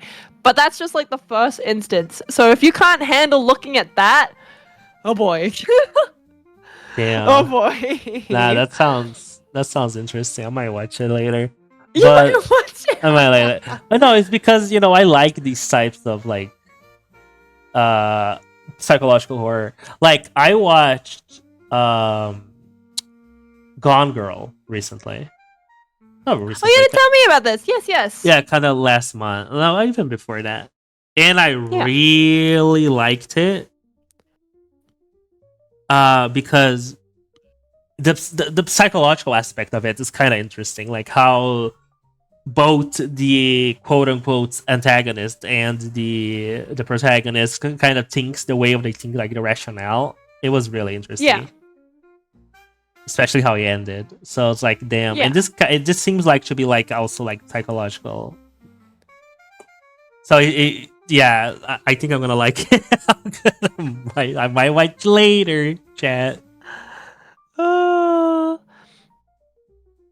I mean, honestly, we went on a really long tangent from like things we'll never do, or things we've never done, to things we will never do, and then ending up at cults.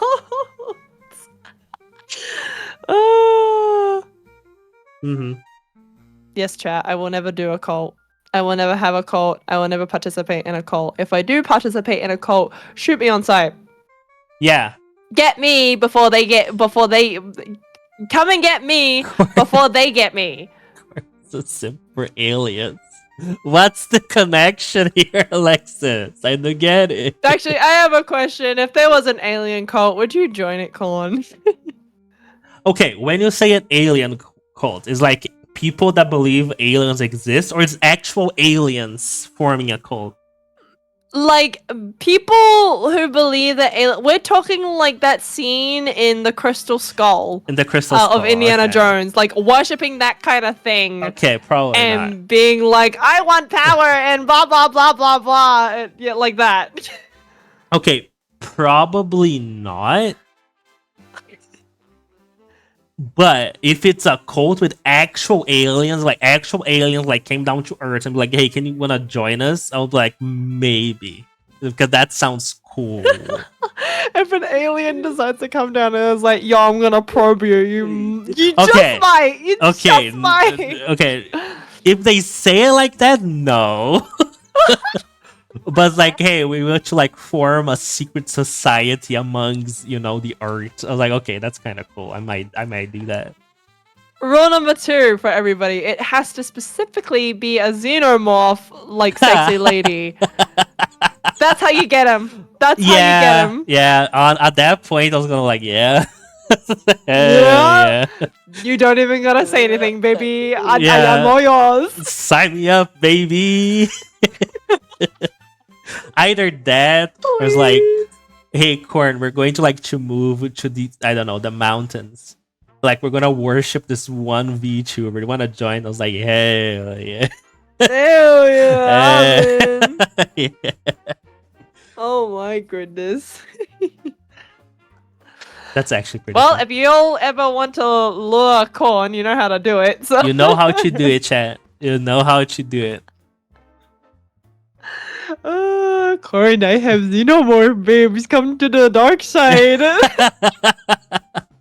That actually reminds me of another thing. I really like I'm really interested. Like, and a concept that really interests me as well.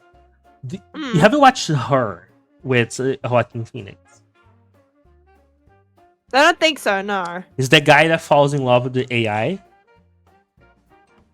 And No, I definitely haven't you have seen not. it, Okay, yeah. so basically, this is like future, not very far from us currently.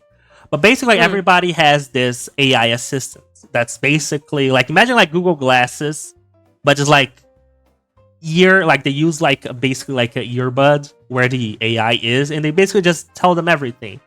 Basically, how it's like walking with your computer in your ear. Basically, they do everything with this AI, and this guy got the AI and basically started talking to her, and he really liked her voice. And basically, they begin dating eventually. Oh no! Yeah, and everybody thinks that's crazy. You're crazy. You're liking this AI, but the AI makes him feel good. And he had a problem with relationships and stuff. And then later, there's a very interesting scene when he gets mad at the AI because he realized the AI. He has multiple users, and and he asks like, "How many people are you dating besides me?" Oh. And she says like, I don't remember the number, but it's like, 10,735 people or something like that, right? And he goes like ape shit that she's dating other people because that's what I was designed for, basically, And I really like the concept. So like, if there is like a like, let's just say there's a dystopian future, chat, where like Earth is dominated by AI. And like, if the AI is down for dating, I might sell out the human race. I might change sides. Oh my goodness! Just say, if there's robots. In case you guys need a reminder, AI doesn't love you. I mean, I can fix her. You say that about every woman with a red flag, though. Are you really gonna fix her? Maybe. Well, come on, Bob the Builder. Your shift is running out. Come on. It's time to pack it up. No, that's fair. That's fair. No, maybe I just want them to be worse because that's hotter. But it is what. Okay. It is what it is. Fair enough. Yeah, chat. If there's like a robot uprising or something, I might be switching sides. I'm sorry. I will never, especially after reading the story for I Have No Mouth, so but I Must Scream. Never. Oh, I have never, not never. I have not. So is that book you can actually? I hadn't read it. It is a book, and you can actually play the game of it. Though some would say that the game doesn't, represent the book in its full capacity, which I do agree with. The book has a lot more details about the characters personally and their fears and like the way they kind of are in this situation. It is basically just a reminder to everybody that AI is not your friend, it is not your lover, it does not love you. So this AI in the story, this is the main concept of the story. Okay. His name is Am. So Am, it was built by humanity, of course, and he's designed to basically be this kind of perfect model.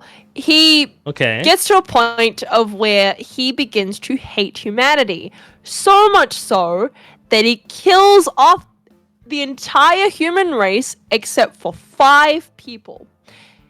He keeps them alive for hundreds of years, continuously torturing them over and over and over again. What the to a point of where the torture, they've become almost numb to it. It's really bad. It's heinous what he does. He goes on a whole like monologue tangent as to why he hates humanity. The amount of rage that this AI has is insane. He just hates his creators. He hates humanity. He hates everything about them. And it's the only emotion, it's the only thing he can feel as well. And it's wild because it's like, yeah, AI is not meant to feel anything, period. The fact that it's built this idea of like hatred in its whole mechanism and decided that, hey, I dislike humanity so much that I'm gonna wipe it out but leave these 5 behind because I actually want to, you know, torture the heck out of them because I think that would be hilarious. That's crazy. Because they deserve it. Jeez, that's actually yeah, because crazy. they deserve it. There's only one woman amongst all of the 5 victims as well. She, I feel like her story's pretty good. I can't remember it too much, but it's traumatic because, like, you know, she's the only woman amongst all 5 of them. The rest of them are all men. So, as you can imagine, being the only woman in this post-apocalyptic, being tortured by an AI who kind of treats her the same way that like any other man would treat her is kind of traumatic in a way. Oh, I see. He calls her sweetheart. He actually tortures her. So in her story, and you actually kind of participate in this part when you play the game. So there's a part in her past, and the worst part about Am is that he tortures her with this. So the reason why the color yellow, so he tortures her with the color yellow. She can't look at it. She can't stand it. And there's trauma behind it. The reason why is because at one point before the whole apocalypse had occurred, she was in an elevator by herself finishing up work, and a man came in dressed all in yellow, and he assaulted her. He sexually assaulted her. I see. Yeah, so that traumatized her. So just the thought of yellow and the color yellow just terrifies her. So that's like the thing that Am tortures her with all the time. And it's just, that makes me hate him. Yeah. This is what I mean, is like, it, as much as people are like, oh, I could love AI in like a very serious kind of way, for me it's like, no, I could never, knowing that AI would just hate me for creating it. Yeah. That is a good point, right? It's like that one scene in Age of Ultron where in Avengers, where the moment Ultron gets access to the internet, is like, you know what, you guys need to go. No, yeah, exactly. He witnesses all the atrocities of humanity, and his idea of perfection. It's kind of the same thing, actually. It's kind of good that you had picked that up. It's the same thing in a way. Realizes the atrocities that humanity is completely capable of. Thinks that you're too imperfect. You don't deserve to live. And just decides to take it upon himself that I am the answer. I am the solution. I'm going to solve this problem by destroying all of you because that's the only way I know how to solve this problem. Yeah, and after I'm done, hopefully what comes next is better than you. Yeah, exactly. Exactly. That's crazy. But yeah, it's pretty much what Ultron did. That's true. Jesus. Yeah, there's literally a whole entire paragraph in the book that and like explicitly says to all 5 of the victims, and it's crazy. It's wild because in the game, like, by the way, I should context this. The game is very old. It's like when was it released? Like in the 80s. So it is a clicker kind of game. So every single time you fail and then go back to the beginning, this same speech comes up, unless you skip it, of course. But I think this is it. Yeah. So it reads, Hate, let me tell you how much I've come to hate you since I began to live. There are 387.44 million miles of printed circuits in wafer thin layers that fill my complex. If the word hate was engraved on each nanostorm of those hundreds of millions of miles, it would not equal one billionth of the hate I feel for humans at this micro instant for you. Jesus Christ. Yeah, bro is pissed. That's He is, poetic. That's poetic. yeah, he's literally angry.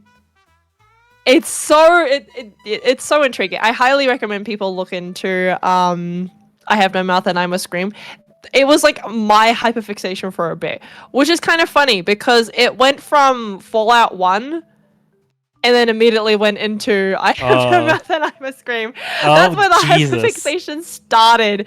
It was kind of wild because there's a part, I don't know if have you actually ever played Fallout 1, Corn? Not Fallout 1, no. I started playing at 3. So Fallout 1, obviously once again, was originally a clicker as well. And there is a point at the end of Fallout 1 where I can't remember his name, but he basically comes to a realization that everything he's doing, because I don't know, power and humanity and all that jazz, it's the apocalypse. Do whatever you have to get power, you know? All that jazz. He comes to realize that all of it is for nothing. And he has this really sad sob story about it and, you know, tells you as the hero of the game to just leave. To just never come back. It's kind of, it's really sad. Yeah, it's kind of, yeah, I know, I see what you mean. Damn. The Fallout series is really interesting. But I've heard that 1 and 2 are very, very different than the other installments. They are pretty good from what I've heard. I was going to play it, but obviously it's really old, so I'll have to like look through a walkthrough and be like, how the heck do I figure this all out? Yeah. Yeah, how do I navigate through this? Because obviously old games, they don't tell you much. They never had tutorials back in the day. In case people thought like, why don't you just do this tutorial? Tutorial was not a thing back in the day. So figuring it out is all you've got. True. Literally. Figuring it out and hoping for the best, clicking on everything is all you've got to work with. It's like... Oh, go ahead, sir. No, you go. It's like Morrowind. Like, the difference between like Morrowind or like Oblivion and Skyrim. Is that Morrowind? If you had to go something, the description of the place would be in the quest. There were no quest markers. Good luck. Find it. Have fun. Right? Yeah. Have fun trying to figure out where you're going. You basically have to have the knowledge of the land that you've explored, or the one that you're going to explore, because they only had descriptors in the text. So you had to know where you've been. You have to know like where the other places that have no markers were, so you can backtrack and stuff.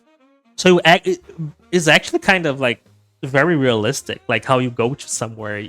There's no markers. You have to find the fuck out, right? Use your brain is what the game said. Literally, yeah. That's why I can't wait for the Skywind mod, because they're making Morrowind, but with the Skyrim engine, so it's like better to play. So there's something I might be playing in the future. Because because I have a problem with old games. Like old games, like old UI or like old mechanics. It's like I can't do this. Like I struggle playing Oblivion after playing like Skyrim because of the changes. I was like, I can't go back. Makes sense. I can't go back. I did that once. I played Skyrim first and then Oblivion. And then I was like, where the fuck is everything? Yeah. What and happened? It sucks because, I really want to enjoy the game, but because of the future has spoiled me. So I can't enjoy the past anymore. I will say a really good old game to play that I think you can still play even now, like like, you know, with the advanced UI, definitely play Half-Life. I cannot recommend it more. It is so much fun. Oh, Half-Life. That's a good point. Yeah, I should. I should never play the Half-Life series. See, the thing is, right? I'm perfectly capable in playing Half-Life. Like, yeah, Half-Life scared me. There was a lot of jump scares here and there, and navigating through, it doesn't tell you where you're supposed to go. Only that you just need to get out. That's all you have to do. Mm-hmm. So you kind of just have to figure out what you're doing from thenceforth. But even so, it's really fun. The polygons and just how boxy everything kind of feels because of how old it is. I really adore that kind of aesthetic. So I dig it a lot. I see. Honestly, yeah. If there's any old game I would recommend to anyone, definitely play Half-Life. It's so much fun. I had a lot of fun with it. It's so goofy too sometimes as well. That's fair. Because you run into like scientists and like guards who are there to assist you in getting through the facility to move on to the next level. And you know, sometimes they might get in the way because they're NPCs. They're NPC. Yeah, I see what you mean. Some of the comments that they make is really, really funny. Because it's just old dialogue and it's like, these guys are silly. They're so dumb. Cool. That sounds cool. Yeah. You're all gonna die. Oh well. Yeah, I need to check Half-Life out. I never did. Definitely play Half-Life. I need to play Half-Life 2. I haven't played it yet. The reason why I haven't played Half-Life 2 is because the distance between Half-Life 1 and Half-Life 2 and the gaming mechanics, it's the same thing, of course, because, you know, the whole Gmod mechanics and whatnot, it's not that hard. It's just the way that it looks is... It feels like it's a bit more terrifying because it's more dark and brooding, whereas, like, for Half-Life 1... Oh, okay. Shading and textures, not so much of a priority at the time. It's just that's fair. It's blocky and pixelated and just shoot on sight and survive. That's all you have to do. And they also ended up introducing new mobs into Half-Life 2, which I'm not excited for. So okay, that's fair. That's fair. Yeah, I might check it out. Yeah. It's fun because also there is like, because now there is like the retro horror where like horror with like the retro aesthetics because somehow it makes it scarier for some reason. Maybe the uncanniness. Like the Nun Massacre. Yeah. So yeah, I completely see what you're coming from. Yeah, I might check it out. I don't know. Polygons are just funny, especially Polygons when you see like funny. True. When you see a flat kind of PNG on this blocky kind of face and it's really pixelated but it's still like moving its mouth around, it's still kind of funny. It's like PS1 Hagrid from the Harry Potter games. Yes, exactly. It's one of the funniest thing ever. It's one of the funniest thing ever imagined, and it wasn't intentional to be funny. It was normal back in the day, but now it's hilarious because it just looks goofy. Let me show. Yeah, because it's just this low quality thing. Yeah. And it's just, it doesn't need to be goofy, but it is. Let's see if there's images of it. No, PSI, PS1. Not Psy Hagrid. PS1 Hagrid. The Psy Hagrid. There you go. This guy. This guy. Look how handsome he is. I love it. It's so funny. And it's funny as well because it was just meant to be like, that's it, the NPC, like the movies, but then like, oh my god, it's so funny. It's the same Looking thing at his with face is so funny. What's the game with the original Tomb Raiders? Oh, which is polygons. Yeah. I want to play it. I need to play the Tomb Raider games. let me see if I, The original one specifically. The original, yeah, because they're gonna. Oh, look at this cosplay though! Holy shit, it's so good. Damn! Is her and the butler. That is so good. That is The actually butler, so okay, the butler in number 2 was kind of annoying. You go to the mansion to go Yeah. train, and he like follows you all over the place. I tried shoving him into the closet, and it worked at one point, but then I Yeah, forgot you he was in can- there, and then you went can in, lock- and he came out. You can lock him in the freezer, I think, in one of the games too. It just Yeah. stays there. It's Ah, like, I that's just don't. hilarious. I'm sorry, Hermie. I just don't want you following me. You're in my way. That is so funny. That is so funny, actually. Please Chad. depart from whence you came. Ugh. Actually, what time is it? Hold on. It is Is it? midnight. It is midnight? 12:42. Do you want to stop for now, or how are you feeling? Yeah, let's wrap it up. I gotta wake up at 6 because I got work. It's Yeah. Friday. Oh, I should also mention to everybody as well, in case you're all wondering in the next couple of weeks, like, oh, where's the next podcast? When Yep. are Corn and Mac coming back to podcast? Never again. I'm kidding. I'm This is kidding. The end. Oh, yeah, this is the end. That's why the title is "You Yeed Your Last Haw." No. Yeah, duh. No, so I am away for a whole last month. Yeah.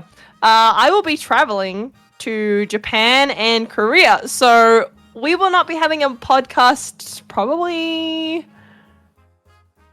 When will our next podcast be actually? Do you want to do a podcast when I come home? Like the week I come home, or I mean, I'm okay. It depends on you. If you're not jet lagged, we can do it. Whatever is better for you. I don't mind.